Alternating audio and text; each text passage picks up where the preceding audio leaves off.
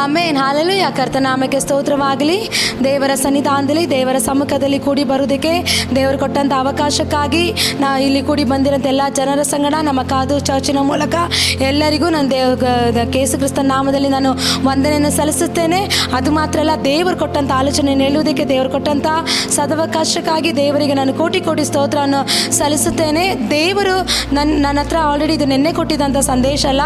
ನಾನು I think Wednesday Thursday ಅನಿಸುತ್ತೆ, Thursday ನಾನು ಪ್ರಾರ್ಥನೆ ಮಾಡಿ ನಾನು ದೇವರ ಸನ್ನಿಧಾನದಲ್ಲಿ ತುಂಬ ಹೊತ್ತು ಪ್ರೇಯರ್ ಮಾಡಿ ದೇವರ ಬಳಿಯಲ್ಲಿ ಕೇಳುವಾಗ ದೇವರು ನನಗೆ ಕೊಟ್ಟಂಥ ಆಲೋಚನೆ, ಯಾರು ತಗ್ಗಿಸಲ್ಪಡ್ತಾರೋ ಅವ್ರನ್ನ ನಾನು ಹೆಚ್ಚಿಸುತ್ತೇನೆ, ಯಾರು ತನ್ನನ್ನೇ ತಾನು ಹೆಚ್ಚಿಸ್ಕೊಳ್ತಾರೋ ಅವರು ತಗ್ಗಿಸಲ್ಪಡ್ತಾರೆ ಅನ್ನೋ ಒಂದು ವಾಕ್ಯದ ಕುರಿತು ದೇವರು ನನ್ನೊಟ್ಟಿಗೆ ಮಾತಾಡಿದ್ರು.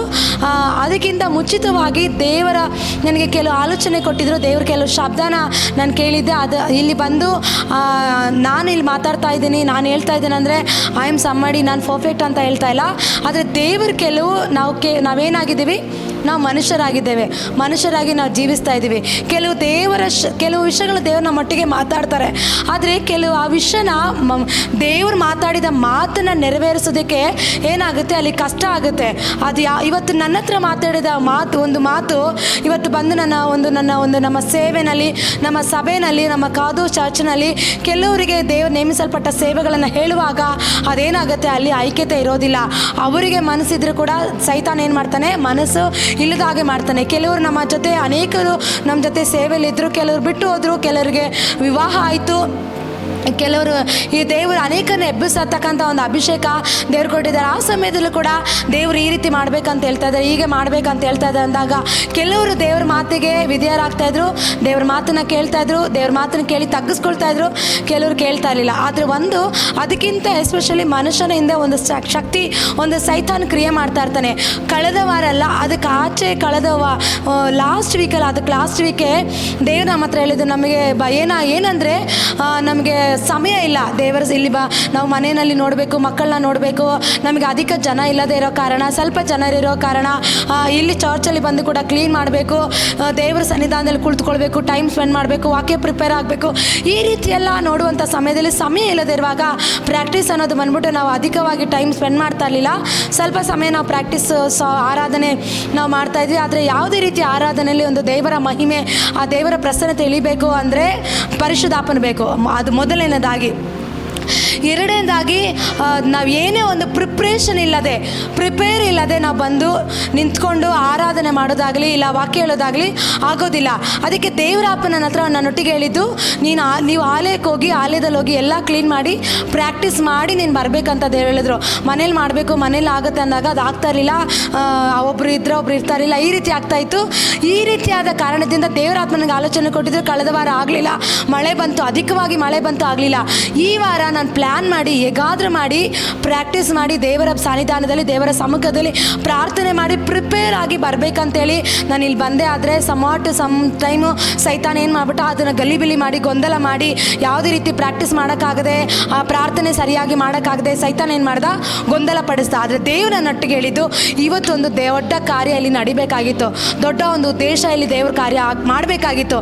ಇವತ್ತು ಒಂದು ಎಕ್ಸಾಂಪಲ್ಲು, ನಾವು ಎಕ್ಸಾಮ್ ಬರೆಯೋಕ್ಕೆ ಹೋಗಬೇಕಾದ್ರೆ ಅಯ್ಯೋ ನಾನು ಪ್ರಾರ್ಥನೆ ಮಾಡ್ತೀನಿ, ನನಗೆಲ್ಲ ಗೊತ್ತಿದೆ, ನಾನು ವರ್ಷ ಎಲ್ಲ ಓದಿದ್ದೀನಿ, ನನಗೆಲ್ಲ ಗೊತ್ತು, ಇದು ಗೊತ್ತಿಲ್ಲ ನನಗಿಲ್ಲ ಅಂತೇಳಿ ನಾವೇನಾದರೂ ಬಂದು ಎಕ್ಸಾಮ್ ಬರೆಯೋಕ್ಕೆ ಹೋದರೆ ಖಂಡಿತ ನಾವೇನಾಗ್ತೀವಿ, ಅಲ್ಲಿ ಫೇಲ್ ಆಗ್ತೀವಿ.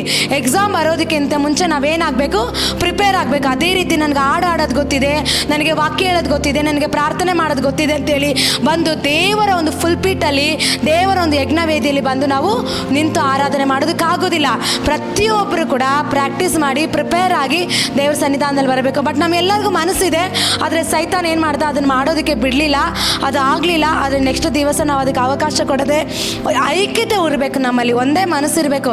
ಸೈತಾನ್ ಮಾಡೋ ಕಾರ್ಯನ ತಿಳಿದುಕೊಂಡು ಸೈತಾನ್ ಮಾಡಿದಾನಂತೇಳಿ ದೇವರು ಆ ಕೋಪ ಅನ್ನೋದು ಬಂದು 2 ಅವರ್ ಅಷ್ಟೇ ಇರಬೇಕಂತೆ. ಅದು ನಾವು ಅದನ್ನು ಕೋಪ ಬಂದ್ರೂ ಅದರಲ್ಲಿ ಪಾಪ ಮಾಡಬಾರ್ದಂತೆ. ಆ ಕೋಪ ಬಂತಾ ಇಲ್ಲ, ನಮ್ಮನ್ನು ನಾವು ಸರಿಪಡಿಸ್ಕೊಂಡು ಇಲ್ಲ ನಾವು ಮಾಡ್ತೀವಿ, ದೇವ್ರ ಕಾರ್ಯ ಆಗಬೇಕು, ದೇವ್ರ ಚಿತ್ತ ನೆರವೇರಬೇಕು, ದೇವ್ರ ಉದ್ದೇಶ ನೆರವೇರ್ಬೇಕಂತೇಳಿ ನಮ್ಮಲ್ಲಿ ಒಂದು ಐಕ್ಯತೆನ, ಒಂದು ಯೂನಿಟಿ ಇಟ್ಕೊಂಡು ನಾವೇನು ಮಾಡಬೇಕು, ಸೇವೆ ಮಾಡಬೇಕು. ಸೈತಾನ ಏನು ಮಾಡ್ತಾನೆ ಗೊತ್ತಾ? ಮೊದಲನೇದಾಗಿ ಐಕ್ಯತೆನ ಮುರಿತಾನೆ.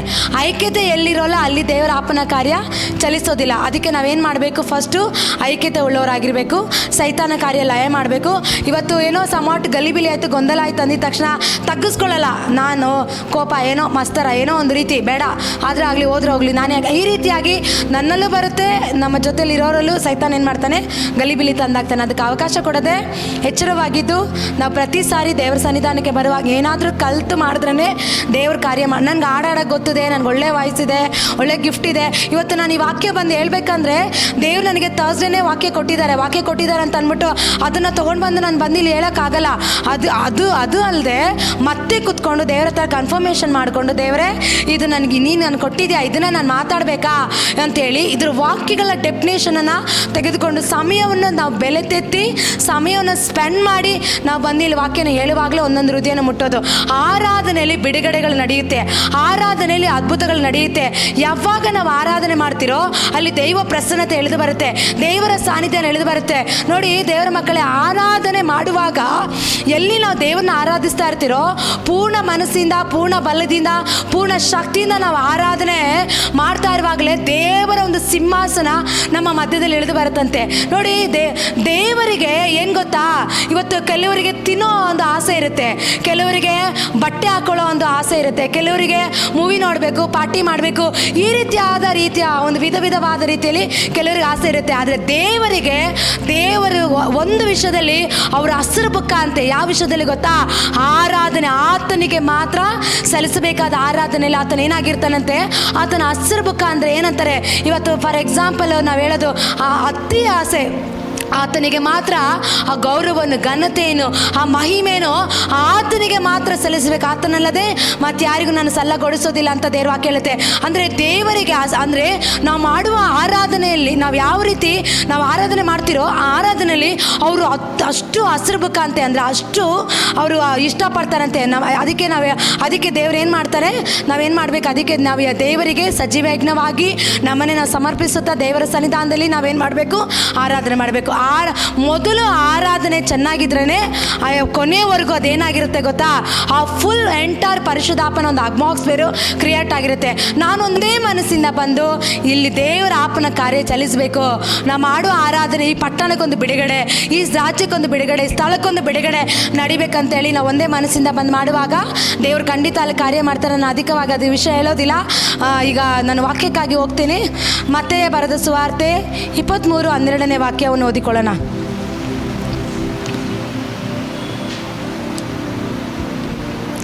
Matthew chapter 23 verse 12. ಎಲ್ಲರೂ ಸತ್ಯವೇದ ತೆಗಿಬೇಕು. ಮತ್ತಾಯ 23:12 ಹೊಸ ಒಡಂಬಡಿಕೆಯಲ್ಲಿದೆ, ಮೊದಲನೇ ಅಧ್ಯಾಯ. ಮತ್ತಾಯ 23:12 ವಾಕ್ಯದಲ್ಲಿ ನಾವು ಓದುತ್ತೇವೆ, ನಿಮ್ಮಲ್ಲಿ ಹೆಚ್ಚಿನವನು ನಿಮ್ಮ ಸೇವಕನಾಗಿರಬೇಕು, ತನ್ನನ್ನು ಹೆಚ್ಚಿಸಿಕೊಳ್ಳುವವನು ತಗ್ಗಿಸಲ್ಪಡುವನು, ತನ್ನನ್ನು ತಗ್ಗಿಸಿಕೊಳ್ಳುವವನು ಹೆಚ್ಚಿಸಲ್ಪಡುವನು. ಹಲ್ಲೆಲೂಯಾ. ನೋಡಿ ಈ ವಾಕ್ಯದಲ್ಲಿ ಹೇಳ್ತದೆ, ಯಾರು ದೊಡ್ಡವರಲ್ಲ, ದೇವರ ಸನ್ನಿಧಾನಕ್ಕೆ ಬರುವವನು, ದೇವರ ಹತ್ತಿರಕ್ಕೆ ಬರುವವನು, ದೇವರ ಸಮ್ಮುಖದಲ್ಲಿರುವವನು. ದೇವರ ವಾಕ್ಯ ಹೇಳ್ತದೆ, ತನ್ನನ್ನು ಹೆಚ್ಚಿಸಿಕೊಳ್ಳುವವನು ತಗ್ಗಿಸಲ್ಪಡ್ತಾನಂತೆ, ತಗ್ಗಿಸಿಕೊಳ್ಳುವವನು ಹೆಚ್ಚಿಸಲ್ಪಡ್ತಾನಂತೆ.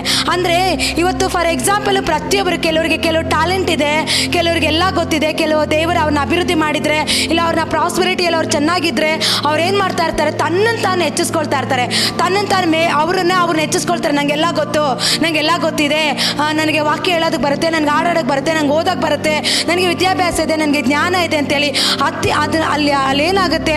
ನಾನು ಎಲ್ಲದರಲ್ಲೂ correct, I am perfect, I am somebody, ನಾನು ಮಾಡೋ ಪ್ರತಿಯೊಂದು ಕೆಲಸ ಕರೆಕ್ಟಾಗಿರುತ್ತೆ ಅನ್ನೋದು ಬಂದ್ಬಿಟ್ಟು ಏನು ತೋರಿಸುತ್ತೆ? ಅವನು ಹೆಚ್ಚಿಸ್ಕೊಳ್ತಾ ಇದ್ದಾನೆ ಅಂತ ತೋರಿಸುತ್ತೆ. ಹಲ್ಲೆಲೂಯಾ. ಆದರೆ ದೇವ್ರ ವಾಕ್ಯ ಹೇಳುತ್ತೆ, ತನ್ನನ್ನು ತಾನು ಹೆಚ್ಚಿಸಿಕೊಳ್ಳದೆ ಯಾರು ಎಲ್ಲ ಗೊತ್ತಿದ್ದು ಏನು ಗೊತ್ತಿಲ್ಲದೆ, ದೇವರೇ ನಿನ್ನ ಮುಖವನ್ನು ನೋಡೋದಕ್ಕೆ ನನಗೆ ಯೋಗ್ಯತೆ ಇಲ್ಲ, ನೀನು ಕೊಟ್ಟಿರೋಂಥ ಗಿಫ್ಟ್ ಅಪ್ಪ ಇದು, ನೀನು ಕೊಟ್ಟಿರೋಂಥ ಫಲಪ್ಪ, ನೀನು ಕೊಟ್ಟಿರೋಂಥ ಆಶೀರ್ವಾದ ಕರ್ತನೆ ಇದು ಅಂತೇಳಿ ದೇವರ ಸನ್ನಿಧಾನದಲ್ಲಿ ಯಾರು ತಗ್ಗಿಸಿಕೊಳ್ತಾರ, ಎಷ್ಟು ಗೊತ್ತಿದ್ರು ಗೊತ್ತಿಲ್ಲದಿರೋ ರೀತಿಯಲ್ಲಿ ಯಾರು ದೇವರ ಸನ್ನಿಧಾನದಲ್ಲಿ ತಗ್ಗಿಸಿಕೊಳ್ತಾರೋ ಅವ್ರನ್ನ ದೇವರು ಏನು ಮಾಡ್ತಾರಂತೆ? ಹೆಚ್ಚಿಸಲ್ಪಡ್ತಾರಂತೆ. ಮೇಲೆ ಅವ್ರನ್ನ ದೇವರು ಉನ್ನತ ಸ್ಥಾನಕ್ಕೆ ತೆಗೆದುಕೊಂಡು ಹೋಗ್ತಾರೆ. ಅದಕ್ಕೆ ವಾಕ್ಯಕ್ಕೆ ಆಧಾರವಾಗಿ ಮತ್ತೊಂದು ವಾಕ್ಯ ಓದಿಕೊಳ್ಳೋಣ. 20-26 ಓದೋಣ. ಅದೇ ಮತ್ತಾಯ 20-26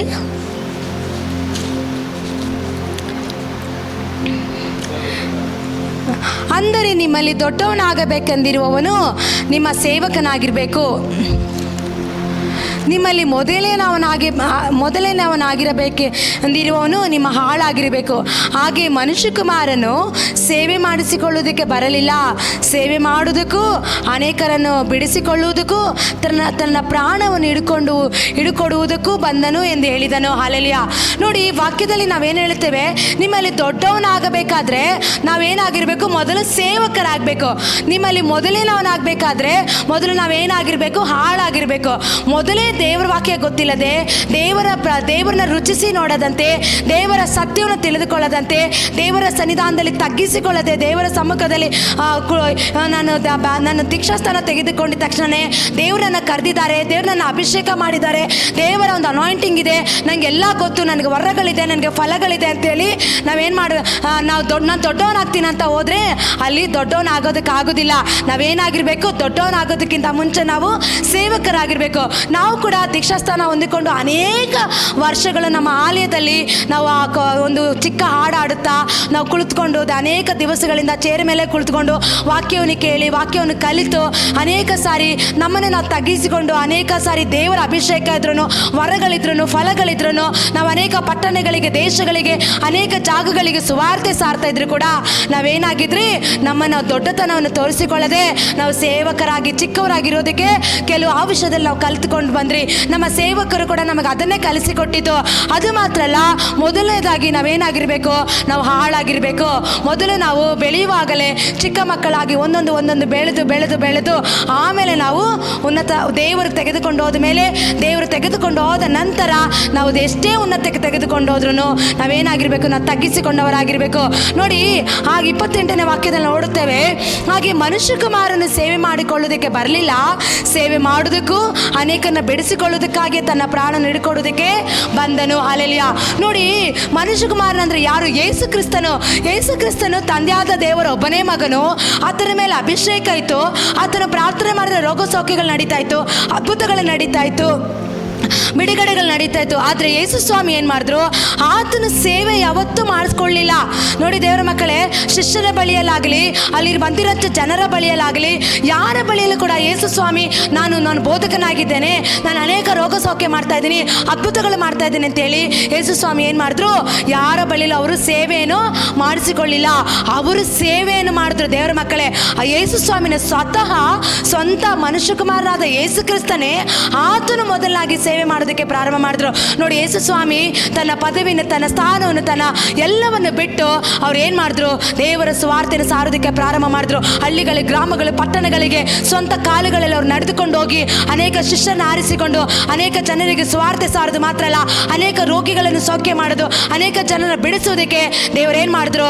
ಅವರು ತನ್ನ ಯೇಸು ಸ್ವಾಮಿ ಆತನ ಅನೇಕರಿಗೆ ಸೇವೆ ಮಾಡಿದ. ದೇವರ ಮಕ್ಕಳೇ, ನೋಡಿ, ನಾವು ವಾಕ್ಯದಲ್ಲಿ ನೋಡುತ್ತೇವೆ, ಯೇಸು ಸ್ವಾಮಿ ಪಾದ ತೊಳೆಯುವಂಥ ಒಂದು ಸೇವೆ.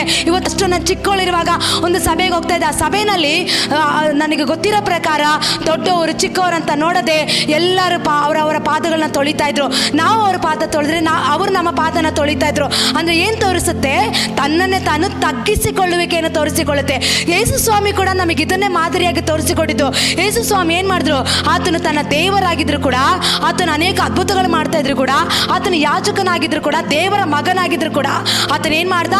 ತನ್ನನ್ನು ತಗ್ಗಿಸಿಕೊಂಡು ಶಿಷ್ಯರ ಪಾದವನ್ನು ತೊಳೆದ. ಹಲ್ಲೆಲೂಯಾ. ನೋಡಿ, ಆ ಶಿಷ್ಯರು ಹೇಳ್ತಾರೆ, ಸ್ವಾಮಿ ನೀವು ನನ್ನ ಪಾದಗಳನ್ನು ತೊಳೆಯೋದು ಏನೆಂಬುದಾಗಿ. ದೇವರು ಹೇಳಿದ್ರು, ನಾವು ಇವತ್ತು ನಿಮ್ಮ ಪಾದಗಳನ್ನು ನಾವು ತೊಳಿಬೇಕನ್ನೋದು ಇದು ತಗ್ಗಿಸಲ್ಪಡ್ತದೆ ಅಂತ, ತೋರಿಸಲ್ಪಡ್ತದೆ ಅಂತೇಳಿ ದೇವರು ಯೇಸು ಸ್ವಾಮಿ ಹೇಳಿದ್ರು. ಅದೇ ರೀತಿಯಾಗಿ ದೇವರ ಮಕ್ಕಳೇ, ಅಂತ ಯೇಸು ಸ್ವಾಮಿನೇ ಅವ್ರು ಏನು ಮಾಡಿದ್ರು? ಸೇವೆನ ಮಾಡಿಸ್ಕೊಂಡಿಲ್ಲ. ಇವತ್ತು ಅನೇಕರು ಯೋಚನೆ ಮಾಡ್ತಾರೆ, ನಾನು ಸೇವಕರಾಗಿದ್ದೇವೆ, ನಾವು ಸೇವೆ ಮಾಡ್ತಾ ಇದ್ದೀವಿ, ಸುವಾರ್ತೆ ಸಾರ್ತಾ ಇದ್ದೀವಿ, ನನ್ನ ಮನೆಗೆ ಸೇವೆ ಮಾಡಬೇಕು, ನನ್ನ ಕುಟುಂಬಕ್ಕೆ ಸೇವೆ ಮಾಡಬೇಕು, ನನ್ನ ಮಕ್ಕಳಿಗೆ ಸೇವೆ ಮಾಡಬೇಕಂತ ಅನೇಕರು ಯೋಚನೆ ಮಾಡ್ತಾರೆ. ಅದು ಅಲ್ಲ ದೇವರ ಮಕ್ಕಳೇ, ನಾವು ಸೇವೆ ಮಾಡಬೇಕು. ಮತ್ತವರ ಬಳಿಯಲ್ಲಿ ಸೇವೆ ಮಾಡಿಸ್ಕೊಳ್ಳೋದಲ್ಲ, ನಮ್ಮನ್ನೇ ನಾವು ತಗ್ಗಿಸಿಕೊಂಡು ನಮ್ಮನ್ನೇ ನಾವು ದೇವರ ಹಸ್ತದಲ್ಲಿ ಒಪ್ಪಿಸ್ಕೊಂಡು ಎಷ್ಟಾಗುತ್ತೋ ಅಷ್ಟು ನಾವು ಸರೆಂಡರ್ ಆಗಬೇಕು. ಕಂಪ್ಲೀಟ್ ದೇವರ ಕಡೆ ನಾವು ಸರೆಂಡರ್ ಆಗಿ, ಅಂದರೆ ಶಿಷ್ಯರ ಪಾದವನ್ನು ತೊಳೆಯುವಷ್ಟು ಯೇಸು ಸ್ವಾಮಿ ತಗ್ಗಿಸ್ಕೊಂಡ್ರಂತೆ. ಅಂದರೆ ಇವತ್ತು ಒಬ್ಬರ ಪಾದ ತೊಳೆಯೋದಕ್ಕೆ ನಿಮಗೆ ಆಗತ್ತಾ? ಇಲ್ಲ. ಇವತ್ತು ಎಷ್ಟೋ ಜನ ನೋಡ್ತಾರೆ, ಒಬ್ಬರನ್ನ ನೋಡಿದ್ರೆ ಒಬ್ರು ಯಾರೋ ಸ್ನಾನ ಮಾಡಿಲ್ಲ, ಇಲ್ಲ ಒಳ್ಳೆ ವಸ್ತ್ರ ಹಾಕಿಲ್ಲ ಅಂದರೆ ಅವ್ರನ್ನ ಹತ್ರನೂ ಹೋಗಲ್ಲ, ಅವ್ರಿಗೆ ಪ್ರೈಸ್ ಲೋಡ್ ಹೇಳಲ್ಲ, ಸ್ತೋತ್ರನೂ ಹೇಳಲ್ಲ. ಆದರೆ ದೇವರ ಮಕ್ಕಳೇ, ನಾವು ಅದೆಲ್ಲ ಮಾಡಬೇಕಾಗಿರೋದು. ಯೇಸು ಸ್ವಾಮಿ ಬಡವರನ್ನ, ದಿಕ್ಕಿಲ್ಲದರ, ಅನಾಥರನ್ನ, ಕುಷ್ಠರೋಗಿಗಳನ್ನ ಮುಟ್ಟಿ ಗುಣಪಡಿಸಿದ್ರು. ಅವರು ಭೇದ ಭಾವ ಇಲ್ಲದೆ ಎಲ್ಲರನ್ನ ಸರಿಸಮವಾದ ರೀತಿಯಲ್ಲಿ ನೋಡಿದ್ರು. ದೇವರ ಮಕ್ಕಳೇ, ನಾವು ವಸ್ತ್ರನೆಲ್ಲ ನೋಡಬೇಕಾಗಿರೋದು, ಪರ್ಫ್ಯೂಮ್ ಎಲ್ಲ ನೋಡಬೇಕಾಗಿರೋದು. ಇವತ್ತು ಯಾವ ಒಂದು ವ್ಯಕ್ತಿ ನಮ್ಮ ಸಭೆಯಲ್ಲಿ ಬಡ ಜನರು ಬಂದಿದ್ರು ಕೂಡ, ಅವರ ಬಳಿ ಏನು ಇಲ್ಲದಿದ್ರು ಕೂಡ, ಅವರು ಕೀಳು ಮಟ್ಟದಲ್ಲಿದ್ರು ಕೂಡ, ನಾವೇನು ಮಾಡಬೇಕು? ಅವರ ಪಾದ ನಾವು ತೊಳಿಬೇಕು. ಅವರು ನಮ್ಮ ಪಾದ ತೊಳೆದ್ರೇ, ನಾವು ಅವಾಗ ತಗ್ಗಿಸಿಕೊಂಡ್ರೆ ದೇವರು ನಮ್ಮನ್ನು ಉನ್ನತ ಸ್ಥಾನಕ್ಕೆ ತೆಗೆದುಕೊಂಡು ಹೋಗೋದು, ಉನ್ನತ ಪದವಿಗೆ ದೇವರು ನಮ್ಮನ್ನು ತೆಗೆದುಕೊಂಡು ಹೋಗೋದು. ನೋಡಿ, ಅದಕ್ಕೆ ಯೇಸು ಸ್ವಾಮಿ ಮನುಷ್ಯ ಕುಮಾರನ ಸೇವೆ ಮಾಡೋದಕ್ಕೆ ಬರಲಿಲ್ಲ. ಆತನ ಸೇವೆ ಮಾಡೋದಕ್ಕೆ ಮತ್ತೆ ಅನೇಕರನ್ನ ಬಿಡಿಸೋದಕ್ಕೆ ಆತನು ಬಂದನು. ಅಲ್ಲಿ ಪ್ರಾಣ ಕೊಡೋದಕ್ಕಾಗಿ ಆತನು ಬಂದನು. ನೋಡಿ ದೇವರ ಮಕ್ಕಳೇ, ಎಂಥ ಒಂದು ತ್ಯಾಗ ಯೇಸು ಸ್ವಾಮಿ ಮಾಡಿದ್ರು. ಇಲ್ಲಿ ಅವ್ರು ಬಂದು ಏನು ಮಾಡಿದ್ರು? ಅವರು ಅನೇಕರಿಗೆ ಸೇವೆ ಮಾಡಿದ್ರು, ಅವರು ಸೇವೆ ಮಾಡಿದ್ರು. ಮತ್ತೆ ಅದು ಮಾತ್ರ ಅಲ್ಲ, ಅನೇಕರನ್ನ ಆ ಬಂಧನದಿಂದ, ಶಾಪದಿಂದ ಬಿಡಿಸಿ ನಮಗೋಸ್ಕರ ಆತನು ತನ್ನನ್ನೇ ತಾನು ಶಿಲುಬೆಯಲ್ಲಿ ಹೋಗುವಷ್ಟು ತಗ್ಗಿಸಿಕೊಂಡು ಆತ ನಮಗೋಸ್ಕರ ಪ್ರಾಣವನ್ನು ಕೊಟ್ಟ. ನೋಡಿ ದೇವರ ಮಕ್ಕಳೇ, ಯೇಸು ಸ್ವಾಮಿ ಬಳಿಯಲ್ಲಿ ನೋಡಿ, ಆಕಾಶ ಭೂಮಿನ ಉಂಟು ಮಾಡಿದ ದೇವರು, ಜಗತ್ತನ್ನು ಉಂಟು ಮಾಡಿದ ದೇವರು, ಲೋಕವನ್ನು ಸೃಷ್ಟಿಸಿದ ಸೃಷ್ಟಿಕರ್ತನು ಆತನು ಯಾಕೆ ತಗ್ಗಿಸಿಕೊಂಡ? ಶಿಲುಬೆಗೆ ಹೋಗುವಷ್ಟು ಮರಣ ನಮಗೋಸ್ಕರ ರಕ್ತ ಸುರಿಸಿ ನಮಗೋಸ್ಕರ ಪ್ರಾಣ ಕೊಟ್ಟು ನಮಗೋಸ್ಕರ ಆತನ ಶಿಲುಬೆಗೆ ಹೋಗುವಷ್ಟು ಆತನು ತಗ್ಗಿಸಿಕೊಂಡ. ಇವತ್ತು ಆತನ ಯೇಸು ಸ್ವಾಮಿ ತಗ್ಗಿಸಿಕೊಳ್ಳದೆ ಹೋಗಿದ್ರೆ ನಮಗೆ ಯಾರಿಗೂ ಪಾಪ ಕ್ಷಣೆ ಸಿಗ್ತಾ ಇರಲಿಲ್ಲ, ನಮಗೆ ಯಾರಿಗೂ ಪಾಪದ ಮೋಕ್ಷ ಸಿಗ್ತಾ ಇರಲಿಲ್ಲ. ದೇವರ ಮಕ್ಕಳೇ, ಪಾಪದಿಂದ ನಾವು ಮಾಡ್ತಿರೋಂಥ ಪಾಪಗಳ, ಅನ್ಯಾಯಗಳು, ಅಕ್ರಮಗಳಿಗೆ ನಮಗೆ ಬಿಡುಗಡೆ ಸಿಗ್ತಾ ಇರಲಿಲ್ಲ. ದೇವರ ಮಕ್ಕಳೇ, ಅವರು ದೇವರ ಮಗನ ಒಬ್ಬನೇ, ಲೋಕ ರಕ್ಷಕನಾದ ಯೇಸು ಕ್ರಿಸ್ತನ ತಂದೆಯಾದ ದೇವರ ಒಬ್ಬನೇ ಮಗನಾಗಿದ್ರು ಕೂಡ ಆತನ ಮೂಲಕ ಅನೇಕ ಅದ್ಭುತಗಳನ್ನು ನಡೀತಾ ಇದ್ರು. ಸತ್ತ ಶವಗಳನ್ನು ಎಬ್ಬಿಸಿದ್ರು ಕೂಡ, ಅನೇಕ ರೋಗಿಗಳನ್ನು ಸೌಖ್ಯ ಮಾಡಿದ್ರು ಕೂಡ, ಅವ್ರು ಏನು ಮಾಡಿದ್ರು? ನಮಗೋಸ್ಕರ, ನಮ್ಮ ಪಾಪಗಳಿಗೋಸ್ಕರ ಅವ್ರು ಏನು ಮಾಡಿದ್ರು? ತಗ್ಗಿಸ್ಕೊಂಡ್ರು. ಇವತ್ತು ಅನೇಕರಿಗೆ ಇವತ್ತು ಯಾರಾದ್ರೂ ಏನಾದರೂ ಒಂದು ಮಾತು ಹೇಳಿದ್ರೆ ತಗ್ಗಿಸ್ಕೊಳ್ಳೋ ಒಂದು ಮನಸ್ಸಿಲ್ಲ. ಅವರಿಗೆ ಎದುರಾಗಿ ಮಾತಾಡೋದು, ವಿರುದ್ಧವಾಗಿ ಮಾತಾಡೋದು, ಅವರಿಗೆ ತತ್ವ ವಿರುದ್ಧವಾಗಿ ಎದ್ದು ನಿಂತ್ಕೊಳ್ಳೋದಲ್ಲ. ದೇವರ ಮಕ್ಕಳೇ, ನಾವೇನು ಅಂತ ಯೇಸು ಸ್ವಾಮಿನೇ ಶಿಲುಬೆಗೆ ಹೋಗೋಷ್ಟು ಅವ್ರು ತಗ್ಗಿಸ್ಕೊಂಡ್ರಂತೆ. ಅವ್ರಿಗೆ ಕೆನ್ನೆಗೆ ಹೊಡೆದ್ರು, ಚಾಟಿ ಏಟಿಂದ ಹೊಡೆದ್ರು, ಅವರ ಅಂಗಿಯನ್ನು ಕಿತ್ತಿ ಅವ್ರಿಗೆ ಚೀಟಿ ಹಾಕಿದ್ರು. ದೇವರ ಮಕ್ಕಳೇ, ಇಷ್ಟು ಹಿಂಸೆ ಕೊಟ್ಟರು ಕೂಡ ಅವ್ರು ನಮಗೋಸ್ಕರ ತಗ್ಗಿಸ್ಕೊಂಡ್ರು. ದೇವರ ಮಕ್ಕಳೇ, ಇವತ್ತು ನಾವು ಕ್ರಿಸ್ತನಿಗೋಸ್ಕರ ತಗ್ಗಿಸ್ಕೊಳ್ಳೋಣ.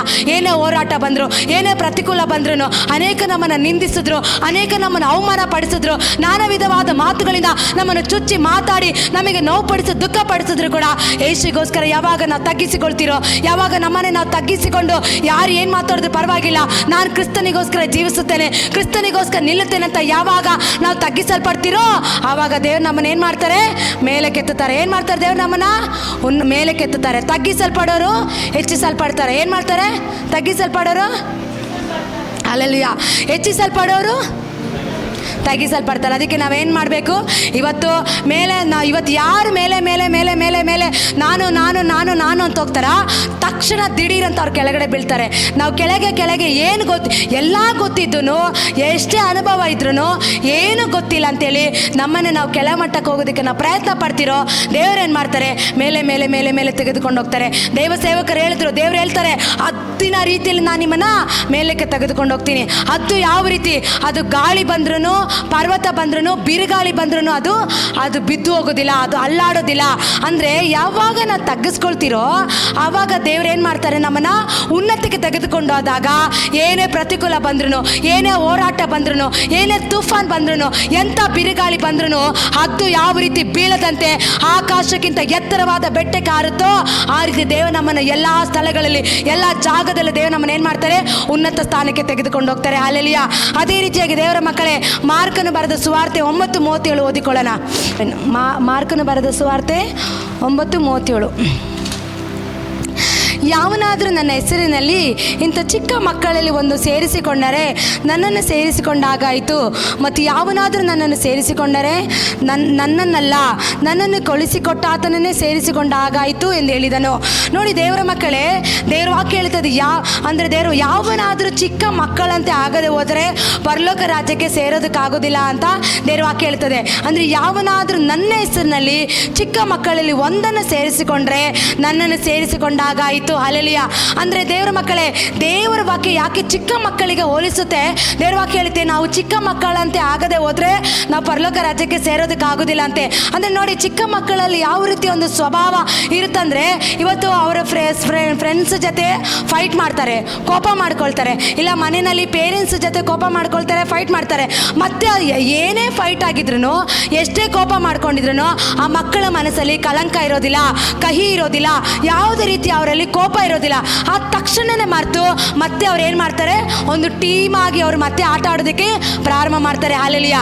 ಅದೇ ರೀತಿ ಅದಕ್ಕೆ ಯೇಸು ಸ್ವಾಮಿ ಹೇಳ್ತಾರೆ, ನಾವು ಅಂದರೆ ಬುದ್ಧಿ ವಿಷಯದಲ್ಲಿ ಬಂದು ನಾವು ಆಹಾರ ಚಿಕ್ಕ ಮಕ್ಕಳಂತೆ ಇರೋದಂತೆ ನಾವು ಏನಾಗಿರಬೇಕು, ಗಟ್ಟಿಯಾದ ಪದಾರ್ಥ ತಿನ್ನಬೇಕು. ಸ್ವಭಾವದಲ್ಲಿ ಅಂದರೆ ನಮ್ಮ ಒಂದು ಸ್ವಭಾವಗಳಲ್ಲಿ ಚಿಕ್ಕ ಮನಸ್ಸಿನ ಒಂದು ಮಗುವಿನ ಹಾಗೆ ಇಲ್ಲದೆ ಹೋದರೆ ಪರಲೋಕ ರಾಜ್ಯಕ್ಕೆ ನಾವು ಹೋಗೋದಕ್ಕಾಗೋದಿಲ್ಲ. ಮಗು ಮನಸ್ಸು ನೋಡಿ ಯಾವ ರೀತಿ ಇರುತ್ತಂದರೆ, ಏನೇ ನಡೆದಿರಲಿ ಆ ಮಗು ಎಲ್ಲವನ್ನು ಮರೆತು ಮತ್ತೆ ಅದು ಎಲ್ಲನೂ ಪ್ರೀತಿಸೋದಕ್ಕೆ ಪ್ರಾರಂಭ ಮಾಡುತ್ತೆ. ಆ ಮಗುನ ಹೊಡಿಲಿ, ಬೈಲಿ, ಇಲ್ಲ ಫೈಟ್ ನಡೆದಿರಲಿ, ಏನೇ ವಿರುದ್ಧವಾಗಿರಲಿ, ಮತ್ತೆ ಆ ಫ್ರೆಂಡನ್ನ ಒಂದು ಮಾಡ್ಕೊಳ್ಳೋದಕ್ಕೆ ಆ ಮಗುವಿಗೆ ಅಂತ ಒಂದು ಮನಸ್ಸಿರುತ್ತೆ, ಎಲ್ಲ ಮರ್ತೋಗುತ್ತೆ. ಅದಕ್ಕೆ ದೇವರ ವಾಕ್ಯ ಹೇಳ್ತದೆ, ಚಿಕ್ಕ ಮಕ್ಕಳಂತೆ ನೀವು ಆಗದೆ ಹೋದರೆ ಪರಲೋಕ ರಾಜ್ಯಕ್ಕೆ ಸೇರೋದಕ್ಕಾಗೋದಿಲ್ಲ. ಅದು ಮಾತ್ರ ಅಲ್ಲ, ಮತ್ತೊಂದು ದೇವರು ಹೇಳ್ತಾ ಇದ್ದಾರೆ, ಚಿಕ್ಕ ಮಕ್ಕಳಲ್ಲಿರುವಂಥ ಸ್ವಭಾವ ನೀವು ಒಂದು ನಿನ್ನಲ್ಲಿ ಸೇರಿಸಿಕೊಂಡ್ರೆ, ಒಂದು ನಿನ್ನೊಳಗಡೆ ಬಂದರೆ ದೇವರು ಹೇಳುತ್ತೆ, ಆ ದೇವ್ರ ವಾಕ್ಯ ಹೇಳ್ತದೆ, ನೀ ನನ್ನನ್ನು ಸೇರಿಸಿಕೊಂಡಾಗಾಯಿತು. ಯಾವಾಗ ಚಿಕ್ಕ ಮಗುವಿನ ಮನಸ್ಸಿನಲ್ಲಿರುವಂಥ ಒಂದು ಸ್ವಭಾವ ನನ್ನೊಳಗಡೆ ಬರುತ್ತೋ ನಾನು ಯೇಸುವಿನ ಒಳಗಡೆ ಸೇರಿಸ್ಕೊಂಡಿದ್ದೀನಿ ಅಂತ ಅರ್ಥ.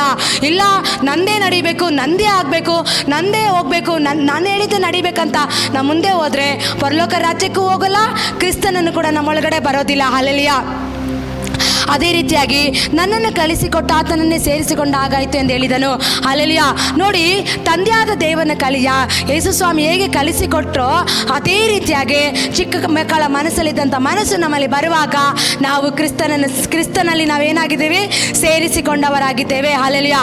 ಅದೇ ರೀತಿ ನನ್ನ ಹೆಸರಿನಲ್ಲಿ ಅದೇ ರೀತಿ ಯಾವನಾದರೂ ನನ್ನ ನೋಡಿ, ಒಂದನೇ ಫಸ್ಟ್ ಪಾಯಿಂಟು, ಯಾವನಾದರೂ ಚಿಕ್ಕ ಮಕ್ಕಳಂತೆ ಆಗದೆ ಹೋದರೆ ಪರಲೋಕ ರಾಜ್ಯಕ್ಕೆ ಹೋಗೋದಕ್ಕಾಗೋದಿಲ್ಲ. ಸೆಕೆಂಡ್ ಪಾಯಿಂಟು, ನನ್ನ ಹೆಸರಿನಲ್ಲಿ ಚಿಕ್ಕ ಮಕ್ಕಳ ಅಲ್ಲಿ ಇದ್ದಂಥ ಒಂದು ಮನಸ್ಸನ್ನು ಸೇರಿಸಿಕೊಂಡ್ರೆ ನಾನು ನಿಮ್ಮಲ್ಲಿ ಸೇರಿಸಿಕೊಳ್ತೀನಿ. ದೇವರನ್ನು ನಾವು ಸೇರಿಸಿಕೊಂಡಾಗಾಯಿತು ಅಂತ ದೇವರ ವಾಕ್ಯ ಹೇಳ್ತದೆ. ಯಾವನಾದರೂ ಸೇರಿಸಿಕೊಂಡ್ರೆ ನನ್ನನ್ನಲ್ಲ, ನನ್ನನ್ನು ಕಳಿಸಿಕೊಟ್ಟ ಆತನನ್ನು ಸೇರಿಸಿಕೊಂಡಾಯಿತು. ಹಲ್ಲೆಲೂಯಾ.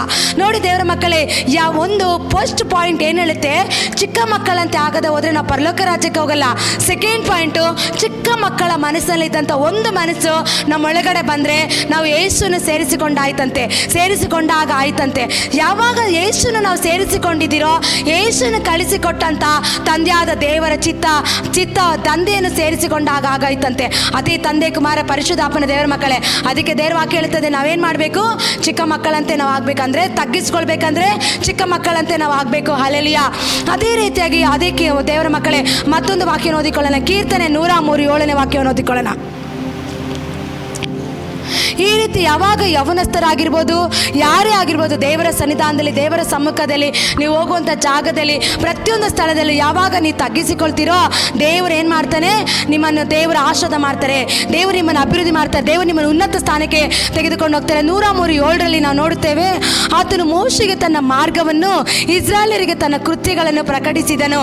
ನೋಡಿ ದೇವರ ಮಕ್ಕಳೇ, ಮೋಶೆಗೆ ಯಾಕೆ ತನ್ನ ಮಾರ್ಗವನ್ನು ತೋರಿಸಿದನು, ಇಸ್ರಾಯೇಲರಿಗೆ ತನ್ನ ಕೃತ್ಯವನ್ನು ಪ್ರಕಟಿಸಿದಂತೆ. ಅಂದರೆ ಮೋಶೆಗೆ ದೈವಿಕ ಎನ್ಕೌಂಟರ್ ಆಗಿದ್ದು ಮಾತ್ರ ಅಲ್ಲ, ಆತನ ಮೂಲಕ ಅವನು ಕೋಲ್ ಹಾಕಿದ್ರೆ ಸಾಕು ಸರ್ಪ ಆಗುತ್ತೆ, ಅವನ ಕೈ ಅಂಗಿ ಒಳಗಡೆ ಇಟ್ಕೊಂಡ್ರೆ ಸಾಕು ಕೈ ರೂಪ ಚೇಂಜ್ ಆಗ್ತಾ ಇತ್ತು. ಆತನ ಮೋಶೆ ಮೂಲಕ ಅನೇಕ ಅದ್ಭುತಗಳು ನಡೀತು, ಬಿಡುಗಡೆ ನಡೀತು.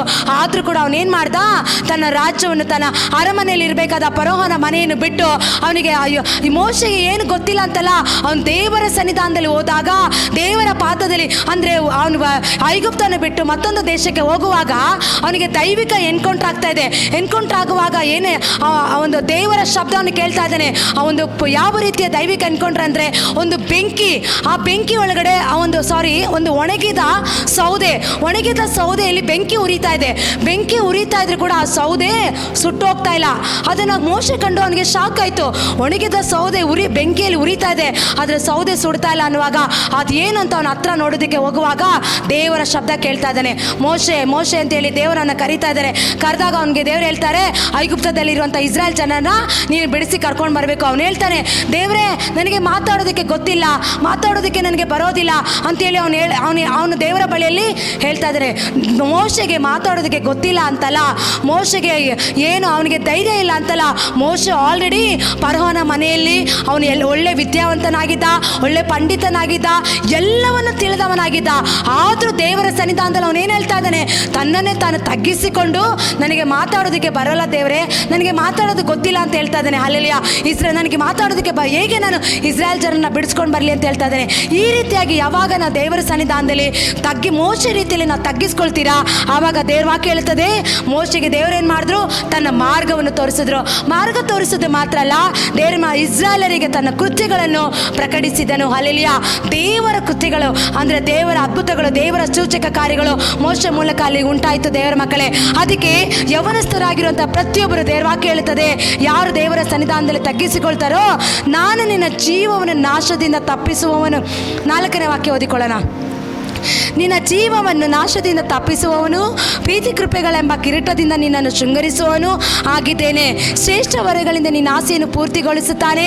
ಅತ್ತಿಗೆ ಬರತಕ್ಕಂತೆ ನಿನಗೆ ಯೌವನವನ್ನು ತಿರುಗಿ ಬರಮಾಡುತ್ತಾನೆ. ಹಲ್ಲೆಲೂಯಾ. ನೋಡಿ ದೇವರ ಮಕ್ಕಳೇ, ದೇವರ ವಾಕ್ಯದಲ್ಲಿ ನಾವು ನೋಡುತ್ತೇವೆ, ಯಾವ ದೇವರ ಸನ್ನಿಧಾನಕ್ಕೆ ಬಂದು ದೇವರ ಪಾತ್ರದಲ್ಲಿ ಕುಳಿತು ದೇವರ ಹಸ್ತದಲ್ಲಿ ನಮ್ಮನ್ನೇ ನಾವು ತಗ್ಗಿಸಿಕೊಳ್ತೀರೋ, ದೇವರ ಹಸ್ತದಲ್ಲಿ ನಮ್ಮನ್ನೇ ನಾವು ಕಂಪ್ಲೀಟ್ ಆಗಿ ಸಮರ್ಪಿಸ್ತಿರೋ, ದೇವರ ವಾಕ್ಯ ಹೇಳ್ತಿದೆ, ಆತ ನಿನ್ನ ಎಲ್ಲ ಅಪರಾಧಗಳನ್ನು ಆತನು ಕ್ಷಮಿಸುತ್ತಾನೆ. ಅದು ಮಾತ್ರ ಅಲ್ಲ, ಸಮಸ್ತ ರೋಗಗಳನ್ನು ವಾಸಿ ಮಾಡ್ತಾನೆ. ಅದು ಮಾತ್ರ ಅಲ್ಲ, ನಿನ್ನ ಜೀವವನ್ನು ನಾಶದಿಂದ ತಪ್ಪಿಸುವನು, ಪ್ರೀತಿ ಕೃಪೆಗಳೆಂಬ ಕಿರೀಟದಿಂದ ನಿನ್ನನ್ನು ಶೃಂಗರಿಸುವವನಾಗಿದ್ದಾನೆ. ಹಲ್ಲೆಲೂಯಾ. ನೋಡಿ ದೇವರ ಸನ್ನಿಧಾನದಲ್ಲಿ ತಗ್ಗಿಸಿಕೊಳ್ಳುವವನಿಗೆ ದೇವರೇನು ಮಾಡ್ತಾರೆ, ಪಾಪದಲ್ಲಿ ಹೋಗುತ್ತಿರುವಂಥ ಯವನಸ್ಥನು, ನರಕದಲ್ಲಿ ಹೋಗಬೇಕಾದ ಯವನಸ್ಥನು, ಲೋಕದಲ್ಲಿ ಬಿದ್ದು ಅನೇಕ ಜನರ ಸಂಗಡ ಅನೇಕರ ಮಧ್ಯದಲ್ಲಿ ವಾಸ ಮಾಡ್ತಿರುವಂಥ ಯವನಸ್ಥನಿಗೆ ದೇವರು ಹೇಳ್ತಾ ಇದ್ದಾರೆ, ನಿನ್ನ ಜೀವವನ್ನು ನಾಶದಿಂದ ತಪ್ಪಿಸೋದು ಮಾತ್ರ ಅಲ್ಲ, ಈ ಲೋಕದ ಪಾಪದಿಂದ, ಬಂಧನದಿಂದ, ಕತ್ತಲೆಯಿಂದ ತಪ್ಪಿಸುವುದು ಮಾತ್ರ ಅಲ್ಲ, ಪ್ರೀತಿ ಕೃಪೆಗಳೆಂಬ ಕಿರೀಟದಿಂದ ನಾನು ನಿನ್ನನ್ನು ಶೃಂಗರಿಸುತ್ತಾ ಇದ್ದೀನಿ. ಹಲ್ಲೆಲೂಯಾ. ದೇವರು ಹೇಗೆ ನಮ್ಮನ್ನು ಶೃಂಗರಿಸುತ್ತಾರೆ? ಆ ಕ್ರಿಸ್ತನ ಪ್ರೀತಿ ಎಂಬ ಕಿರೀಟಗಳಿಂದ ದೇವರು ನಮ್ಮನ್ನು ಶೃಂಗರಿಸ್ತಾರಂತೆ. ಅದು ಮಾತ್ರ ಅಲ್ಲ, ಶ್ರೇಷ್ಠ ವರಗಳಿಂದ ನಿನ್ನ ಆಸೆಯನ್ನು ಪೂರ್ತಿಗೊಳಿಸುತ್ತಾನೆ. ಅದು ದೇವರ ಮಕ್ಕಳೇ, ಶ್ರೇಷ್ಠ ವರಗಳಿಂದ ದೇವರ ಸನ್ನಿಧಾನದಲ್ಲಿ ತಗ್ಗಿಸಿಕೊಂಡ ತಕ್ಷಣ ನಿನ್ನ ಜೀವಿತದಲ್ಲಿ ಏನಾಗಬೇಕು? ನೀನು ಬಿಸ್ನೆಸ್ಸಲ್ಲಿ ಮುಂದೆ ಹೋಗ್ಬೇಕಾ, ಕೆಲಸದಲ್ಲಿ ಮುಂದೆ ಹೋಗ್ಬೇಕಾ, ಕುಟುಂಬದಲ್ಲಿ ಮುಂದೆ ಹೋಗ್ಬೇಕಾ, ಯಾವುದ್ರಲ್ಲಿ ನೀನು ಅಭಿವೃದ್ಧಿ ಆಗಬೇಕೋ ಆ ಎಲ್ಲ ವಿಷಯದಲ್ಲಿ ದೇವರು ನಿನ್ನ ಆಸೆಯನ್ನು ಆತನ ಏನು ಮಾಡ್ತಾನೆ? ಶ್ರೇಷ್ಠ ವರಗಳಿಂದ ನಿನ್ನ ಆಸೆಯನ್ನು ಆತನು ಪೂರ್ತಿಗೊಳಿಸುತ್ತಾನೆ. ಹಲ್ಲೆಲೂಯಾ. ದೇವರ ಸೇವೆಗಾಗಿ, ದೇವರ ರಾಜ್ಯಕ್ಕಾಗಿ, ದೇವರ ನಾಮಕ್ಕಾಗಿ ಆತನ ಏನು ಮಾಡ್ತಾನೆ? ಆತನ ಶ್ರೇಷ್ಠ ವರಗಳಿಂದ ಆಸೆಯನ್ನು ಪೂರೈಸುತ್ತಾನೆ.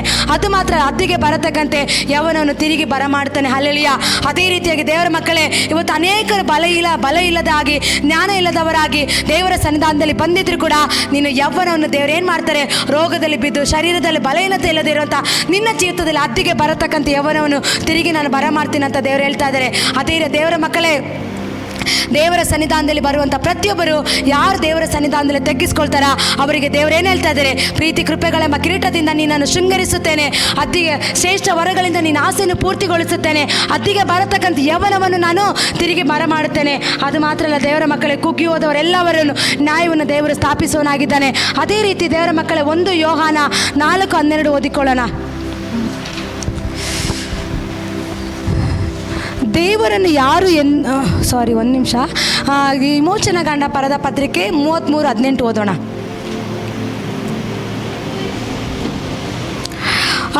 ಅದಕ್ಕೆ ಮೋಶೆ, ನಿನ್ನ ಮಹಿಮೆಯನ್ನು ದಯಮಾಡಿ ನನಗೆ ತೋರಿಸು ಎಂದು ಕೇಳಲಾಗಿ, ಆತ ನನ್ನ ಸರ್ವೋತ್ತಮನನ್ನು ನಿನ್ನ ಎದುರಾಗಿ ದಾಟಿ ಹೋಗುವಂತೆ ಮಾಡುವೆನು, ಯೆಹೋವನ ನಾಮದ ಮಹತ್ವವನ್ನು ನಿನ್ನ ಎದುರಾಗಿ ಪ್ರಕಟಿಸುವೆನು, ಯಾವನ ಮೇಲೆ ದಯೆ ಇಡುವೆನೋ ಅವನ ಮೇಲೆ ದಯೆ ಇಡುವೆನು, ಯಾರನ್ನು ಕರುಣಿಸುವೆನೋ ಅವರನ್ನು ಕರುಣಿಸುವೆನು ಅಂದನು.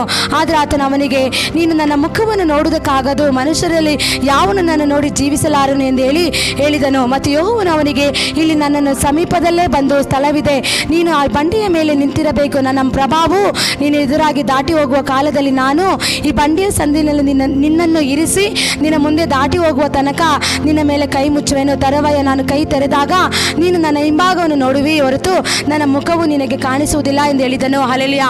ನೋಡಿ ದೇವರ ಮಕ್ಕಳೇ, ಮೋಶೆ ಬಂದ್ಬಿಟ್ಟು ಇಲ್ಲಿ ನಾನು ಏನಕ್ಕೆ ಅದನ್ನ ಹೇಳ್ತಾ ಇದ್ದೀನಿ ಅಂದರೆ, ಆತನಿಗೆ ಎನ್ಕೌಂಟರ್ ಆಗುತ್ತೆ. ದೇವರ ಒಂದು ಶಬ್ದ ಕೇಳಿ ಅನೇಕ ಐಗುಪ್ತ ಜನರನ್ನ ಬಿಡಿಸಿ ಅವನ ಇಸ್ರಾಯೇಲ್ ದೇಶಕ್ಕೆ ಕರ್ಕೊಂಡು ಬರ್ತಾ ಇರ್ತಾನೆ. ಅದು ಕರ್ಕೊಂಡು ಅನೇಕ ಅದ್ಭುತಗಳು ಬಿಡುಗಡೆಗಳು ಮೋಶೆ ಮೂಲಕ ಆಗಿರುತ್ತೆ. ಆತನು ಅನೇಕ ದೇವರ ಶಬ್ದ ಕೇಳಿ ದೇವರ ಮಾತನ್ನು ಕೇಳಿ ದೇವರ ಸಂಗಡ ನಡೆದು ಆತನ ಮೂಲಕ ಕೆಂಪು ಸಮುದ್ರ 2 ಭಾಗವಾಗಿರುತ್ತೆ. ಆದರೂ ಕೂಡ ಅವನೇನು ಮಾಡ್ತಾ ಇದ್ದಾನೆ, ದೇವರ ಪ್ರಸನ್ನತೆಯನ್ನು ದೇವರ ಸಾನ್ನಿಧ್ಯವನ್ನು ಕಂಡಂತ ಮೋಶೆ ಮತ್ತೆ ದೇವರ ಸನ್ನಿಧಾನದಲ್ಲಿ ಹೋಗಿ ತಗ್ಗಿಸ್ಕೊಳ್ತಾ ಇದ್ದಾನೆ. ಏನಂತ ಗೊತ್ತಾ, ಅವನು ಸೀನಾ ಬೆಟ್ಟದಲ್ಲಿ ಹೋಗಿ ದೇವರ ಅನೇಕ ವಿಷಯಗಳನ್ನು ಆತನಿಗೆ ಪ್ರಕಟಿಸ್ತಾ ಇರ್ತಾರೆ. ಅನೇಕ ವಿಷಯಗಳು ದೇವರನಿಗೆ ಹೇಳ್ತಾ ಇರ್ತಾರೆ. ಇಂಥ ಒಂದು ಸಮಯದಲ್ಲಿ ಅವನು ಒಂದು ತವಕ ಏನು ಗೊತ್ತಾ, ದೇವರ ಅವನ ಬಳಿಯಲ್ಲಿ ಮಾತಾಡೋ ಶಬ್ದ ಮಾತ್ರ ಅವನು ಕೇಳಿಸ್ಕೊಳ್ತಾ ಇರ್ತಾನೆ. ಆದರೆ ದೇವನ ಅವನು ಎಂದಿಗೂ ನೋಡಿರಲ್ಲ, ದೇವನ ಕಂಡಿರಲ್ಲ. ಅವಾಗ ಅವನು ಒಂದು ಆಸೆ ಪಡ್ತಾನೆ, ದೇವರೇ ನಾನು ನಿನ್ನ ನೋಡಲೇಬೇಕು, ನಿನ್ನನ್ನು ಕಾಣಲೇಬೇಕಂತ ಹೇಳ್ತಾನೆ. ಅದೇ ರೀತಿಯಾಗಿ ದೇವರ ಮಕ್ಕಳೇ, ದೇವರ ಸನ್ನಿಧಾನಕ್ಕೆ ಬರುವಾಗ ನಮ್ಮನ್ನೇ ನಾವು ತಗ್ಗಿಸ್ಕೊಳ್ಬೇಕು, ಪರಿಶುದ್ಧರಾಗಿ ನಡಿಬೇಕು. ಆವಾಗ ನೋಡಿ, ಅಂಥ ಮೋಶೆನೇ ಹಗಲು 40 ದಿವಸ ರಾತ್ರಿ ಹಗಲು ದೇವರ ಸನ್ನಿಧಾನದಲ್ಲಿ ಕುಳಿತು ಪ್ರಾರ್ಥನೆ ಮಾಡುವ ಆ ಮೋಶೆನೇ ದೇವರನ್ನ ನೋಡೋದಕ್ಕಾಗೋದಿಲ್ಲ, ನೀನು ನನ್ನ ನೋಡೋದಕ್ಕಾಗೋದಿಲ್ಲ ಅಂತ ದೇವರು ಹೇಳ್ತಾ ಇದ್ದಾರೆ. ಆದರೆ ದೇವರ ಸನ್ನಿಧಾನದಲ್ಲಿ ಬಂದು ಆರಾಧನೆ ಮಾಡಬೇಕಾದ್ರೆ, ಪ್ರಾರ್ಥನೆ ಮಾಡಬೇಕಾದ್ರೆ, ದೇವರ ಸಮ್ಮುಖದಲ್ಲಿ ಕುಳಿತುಕೊಳ್ಬೇಕಾದ್ರೆ, ದೇವರ ಪ್ರಸನ್ನತೆ ದೇವರ ಸಾನ್ನಿಧ್ಯನ ಇರಬೇಕಾದ್ರೆ ನಾವೇನು ಮಾಡಬೇಕು, ನಾವು ತಗ್ಗಿಸ್ಕೊಳ್ಬೇಕು, ಪರಿಶುದ್ಧರಾಗಿ ನಡಿಬೇಕು. ನಮ್ಮನ್ನೇ ನಾವು ತಗ್ಗಿಸಿಕೊಂಡು ದೇವರ ಹಸ್ತದಲ್ಲಿ ಕಂಪ್ಲೀಟ್ ನಾವು ದೇವರಿಗೆ ಒಪ್ಪಿಸ್ಕೊಡ್ಬೇಕು. ಆಗ ಒಪ್ಪಿಸ್ಕೊಟ್ರೆ ಮಾತ್ರನೇ ನಾವು ದೇವರ ಪ್ರಸನ್ನತೆಯನ್ನು ಅನುಭವಿಸೋಕ್ಕಾಗೋದು, ದೇವರ ಸಾನ್ನಿಧ್ಯವನ್ನು ಫೀಲ್ ಮಾಡೋದಕ್ಕಾಗೋದು, ದೇವರ ಮಟ್ಟಿಗೆ ಮಾತಾಡೋ ಶಬ್ದವನ್ನು ನಾವು ಕೇಳೋದಕ್ಕಾಗೋದು. ಹಲ್ಲೆಲೂಯಾ. ಇಲ್ಲ ನಮಗೆಲ್ಲ ಗೊತ್ತಿದೆ ಅಂತ ಹೋಗುವಾಗ ಏನಾಗುತ್ತೆ ಗೊತ್ತಾ, ನಮ್ಮೊಳಗಡೆ ನಮಗೆ ಗೊತ್ತಿಲ್ಲದೆ ಫ್ರೈಡ್ ಬಂದ್ಬಿಡುತ್ತೆ, ನಮಗೆ ಗೊತ್ತಿಲ್ಲದೆ ನಾನು ಅನ್ನೋದು ಬಂದ್ಬಿಡುತ್ತೆ. ಲೂಸಿಫರ್ ಆವಿ ನಮ್ಮೊಳಗಡೆ ಬಂದ್ಬಿಡುತ್ತೆ. ಲೂಸಿಫರ್ಗೆ ಏನು ಲೂಸಿಫರನಿಗೆ ದೇವರು ಎಲ್ಲ ಆತನು ಏನು ಮಾಡ್ತಾ ಇದ್ದ, ದೇವ್ರನ್ನ ಆರಾಧಿಸ್ತಾ ಇದ್ದ, ದೇವ್ರನ್ನ ಸ್ತುತಿಸ್ತಾ ಇದ್ದ. ಇಡೀ ರಾಜ್ಯನ ಆತನಿಗೆ ಲೂಸಿಫರ್ನಿಗೆ ದೇವ್ರು ಕೊಟ್ಟಿದ್ರು. ಅದು ಮಾತ್ರ ಅಲ್ಲ, ಅವನ ರೆಕ್ಕೆಗಳು ಚಾಚಿದ್ರೆ ಅವನ ರೆಕ್ಕೆಗಳಲ್ಲಿ ಕಿನ್ನರಿಗಳು ಬಾರಿಸ್ತಾ ಇದ್ದ. ಅವನು ನಿಂತ್ಕೊಂಡ್ರೆ ಮ್ಯೂಸಿಕ್ ಪ್ಲೇ ಆಗ್ತಾ ಇತ್ತು. ಅವನು ಎದ್ದು ದೇವ್ರನ್ನ ಆರಾಧನೆ ಮಾಡಿದ್ರೆ ಇಡೀ ದೇವ್ರನ್ನ ಆ ರೀತಿ ನಡುಗುವಂಥ ಒಂದು ದೇವರ ಅತಿ ಸುಂದರನಾಗಿದ್ದ ದೇವರ ಮಕ್ಕಳೇ.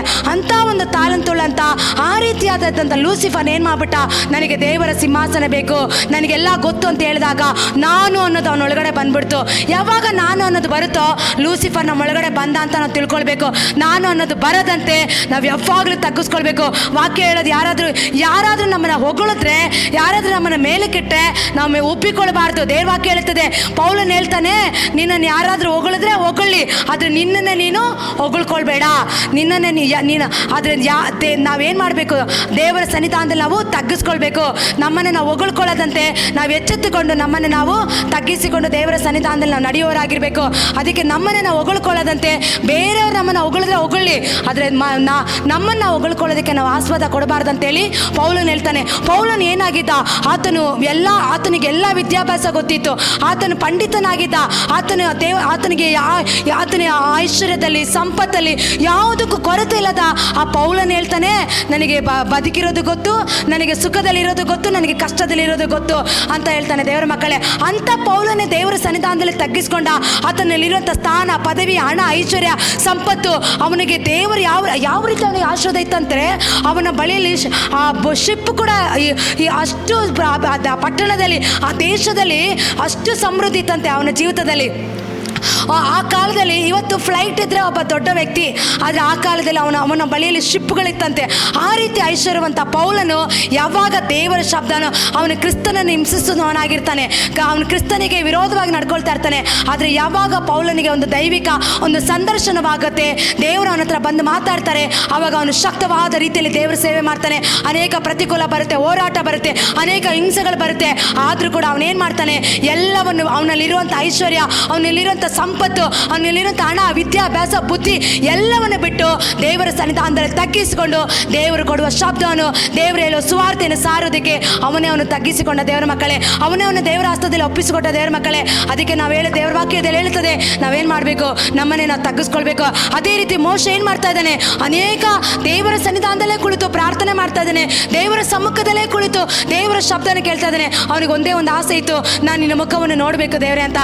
ಆದರೆ ನಾವು ಆತ್ಮಿಕ ಆತ್ಮಿಕದಲ್ಲಿ ಸ್ಪಿರಿಟಲ್ಲಿ ನಾವು ಯೇಸುವನ್ನು ಕಾಣಬಹುದು. ಪರಿಶುದ್ಧಾತ್ಮನ ಒಂದು ಆ ಫೀಲ್, ಆ ಪ್ರೆಸೆನ್ಸ್ ನಾವು ನೋಡ್ಬೋದು. ಆದರೆ ತಂದೆಯಾದ ದೇವರನ್ನು ಯಾರು ನೋಡೋದಕ್ಕಾಗೋದಿಲ್ಲ. ಇದುವರೆಗೂ ಯಾರು ನನ್ನನ್ನು ಕಂಡಿಲ್ಲ ಅಂತೇಳಿ ಮೋಶೆ ಬಳಿಯಲ್ಲಿ ದೇವರು ಹೇಳ್ತಾ ಇದ್ದಾರೆ. ತಂದೆಯಾದ ದೇವರ ಬಳಿಯಲ್ಲಿ ಮೋಶೆ ಮಾತಾಡ್ತಾ ಇದ್ದಿದ್ದು. ಅಲ್ಲಿ 40 ದಿವಸ ರಾತ್ರಿ ಆಗಲು ಅವನ ಬಳಿಯಲ್ಲಿ ಮೋಶೆ ಸಂಗಡ ದೇವರು ಮಾತಾಡ್ತಾ ಇದ್ರಂತೆ. ಅವನಿಗೆ ಒಂದೇ ಒಂದು ಆಸೆ ಇತ್ತು, ಇಷ್ಟು ನನ್ನ ಬಳಿಯಲ್ಲಿ ದೇವರು ಮಾತಾಡ್ತಾ ಇದ್ದಾರೆ, ದೇವ್ರ ಶಬ್ದ ಕೇಳ್ತಾ ಇದ್ದೀನಿ, ನಾನು ದೇವ್ರನ್ನ ನೋಡ್ಲೇಬೇಕಂತ. ಅವ್ನು ಹೇಳ್ತಾನೆ, ದೇವರೇ ನಾನು ನಿನ್ನ ನೋಡಬೇಕು, ನಿನ್ನನ್ನು ಕಾಣಬೇಕು, ನಿನ್ನ ಮುಖವನ್ನು ನೋಡಬೇಕು, ನೀನು ಹೇಗಿರ್ತೆ ನಾನು ಕಾಣಬೇಕಂತ ಅವ್ನು ದೇವರ ಬಳಿಯಲ್ಲಿ ಕೇಳುವಾಗ ದೇವ್ರು ಹೇಳ್ತಾರೆ, ನೀನು ನನ್ನನ್ನು ನೋಡೋದಕ್ಕಾಗೋದಿಲ್ಲ. ಯಾಕಂದರೆ ದೇವರು ಬೆಂಕಿಯಾಗಿದ್ದಾನೆ. ಆತನ ಆ ಬೆಂಕಿ ಸ್ವರೂಪ, ಆ ಮೋಶೆ ಅಂತ ಮೋಶೆನೂ ಕೂಡ ಯೇಸುವನ್ನು ಕಾಣೋದಕ್ಕೆ, ಆ ತಂದೆಯಾದ ದೇವ್ರನ್ನ ನೋಡೋದಕ್ಕಾಗಲಿಲ್ಲ. ಆವಾಗ ದೇವ್ರು ಹೇಳ್ತಾರೆ, ನಾನು ಒಂದು ಬಂಡೆಯ ಸಂಧಿಯಲ್ಲಿ ಹೋಗಿ ಕುಳಿತುಕೋ, ನನ್ನ ಮುಂಭಾಗವನ್ನು ನೀನು ನೋಡೋದಕ್ಕಾಗೋದಿಲ್ಲ, ನನ್ನ ಹಿಂಭಾಗವನ್ನು ನೀನು ನೋಡ್ತೀಯ ಅಂತ ಅವನು ಕೇಳ್ದ. ಅವನು ಆಸೆ ಪಡ್ತಾ ಇದ್ದಾನೆ ಅಂತೇಳಿ ದೇವ್ರು ಏನು ಮಾಡಿದ್ರು, ಅವನ ಆಸೆಯನ್ನು ಪೂರೈಸೋದಕ್ಕೋಸ್ಕರ ದೇವ್ರು ಹೇಳ್ತಾರೆ, ನೀನು ಇರುವಂಥ ಆ ಅರಣ್ಯದಲ್ಲಿ, ಆ ಸೀನಾ ಬೆಟ್ಟದಲ್ಲಿ ನನ್ನ ಸನ್ನಿಧಾನಕ್ಕೆ ನೀನು ಬರುವಾಗ, ನನ್ನ ಸಮ್ಮುಖಕ್ಕೆ ಬರುವಾಗ ಯಾವ ಕುರಿಗಳು ಕೂಡ ಅಲ್ಲಿ ಮೇಯಿ ತಿನ್ನಬಾರ್ದು. ಯಾಕಂದರೆ ದೇವರಲ್ಲಿ ಚಲಿಸುವಾಗ, ದೇವರಲ್ಲಿ ಬರುವಾಗ ಅಲ್ಲೇನಾಗುತ್ತೆ, ಎಲ್ಲ ಸುಟ್ಟಿ ಹೋಗುತ್ತೆ. ಅದಕ್ಕೆ ದೇವ್ರು ಹೇಳ್ತಾರೆ, ನೀನೊಬ್ಬನೇ ಇರಬೇಕು ಅಂತ ದೇವ್ರು ಹೇಳ್ತಾರೆ. ಆಗ ಅವನು ಬಂಡೆ ಸಂದಿನಲ್ಲಿ ದೇವರು ಹಾದು ಹೋಗುವಾಗ ಆತನ ಹಿಂಭಾಗವನ್ನು ಮಾತ್ರ ನೋಡ್ತಾನೆ. ದೇವರ ಮಕ್ಕಳೇ, ಈ ರೀತಿಯಾಗಿ ಮೋಶೆ ಹಾದು ಬಂದಂಥ ಅಂಥ ಮೋಶನೇ ದೇವರ ಸನ್ನಿಧಾನದಲ್ಲಿ ತಗ್ಗಿಸಿಕೊಂಡ. ಅಲ್ಲೆಲಿಯ. ಅದೇ ರೀತಿ ದೇವರ ಮಕ್ಕಳೇ, ನಮ್ಮ ದೇವರ ಕೀರ್ತನೆಗಳು 81:3 ನಾವು ನೋಡ್ತೇವೆ, ಇಸ್ರಾಯೇಲ್ನ ಕಾಯುವ ಆತ ನಮಗೆ ಏನಾಗಿದ್ದಾನೆ, ದೇವರು ಆತ ನಮಗೆ ಇಸ್ರಾಯೇಲನ್ನು ಕಾಯುವ ಕುರುಬನು, ಆತನ ಯೋಸೇಫನ ವಂಶದವರಲ್ಲಿ ಕುರಿ ಹಿಂಡಿನಂತೆ ಕರತಂದವನು, ಕೆರೂಬಿಯರ ಮಧ್ಯದಲ್ಲಿ ಅರಸನಾಗಿರುವ ಆತನು ಪ್ರಕಾಶಿಸುವ ನಮ್ಮ ಮುಂದೆ ಹೋಗುವನಾಗಿ ನಮಗೆಲ್ಲ ಕಾರ್ಯವನ್ನು ಆತನು ತೋರ್ಪಡಿಸುವನಾಗಿದ್ದಾನೆ. ನಮ್ಮ ದೇವರು ನಾವು ತಗ್ಗಿಸಿಕೊಳ್ಳುವಾಗ ನಮ್ಮ ಇಸ್ರಾಯೇಲ್ನ ಕಾಯುವ ಕುರುಬನು, ಆತನು ಸರ್ವಶಕ್ತನು, ಆತನು ರಾಜಾದಿರಾಜನು, ಅಖಿಲಾಂಡಗಳನ್ನು ಸೃಷ್ಟಿಸಿದ ಸೃಷ್ಟಿಗಳ ಒಡೆಯನು, ಯೋಸೇಫನ ವಂಶದಲ್ಲಿ ಹುಟ್ಟಿದ ನನ್ನ ದೇವರು, ಕೆರೂಬಿಯರ ಮಧ್ಯದಲ್ಲಿ ಅರಸನ ರೂಢನಾಗಿರುವಂಥ ನನ್ನ ದೇವರು ಆತನೇನಾಗಿದ್ದಾನೆ, ನಮ್ಮ ಮುಂದೆ ಆತ ನಮಗಾಗಿ ಕಾರ್ಯವನ್ನು ಸಾಧನೆ ಮಾಡುವನಾಗಿದ್ದಾನೆ. ಕಾರ್ಯವನ್ನು, ಮಾರ್ಗವನ್ನು ಆತ ನಮಗೆ ತೋರ್ಪಡಿಸುವನಾಗಿದ್ದಾನೆ.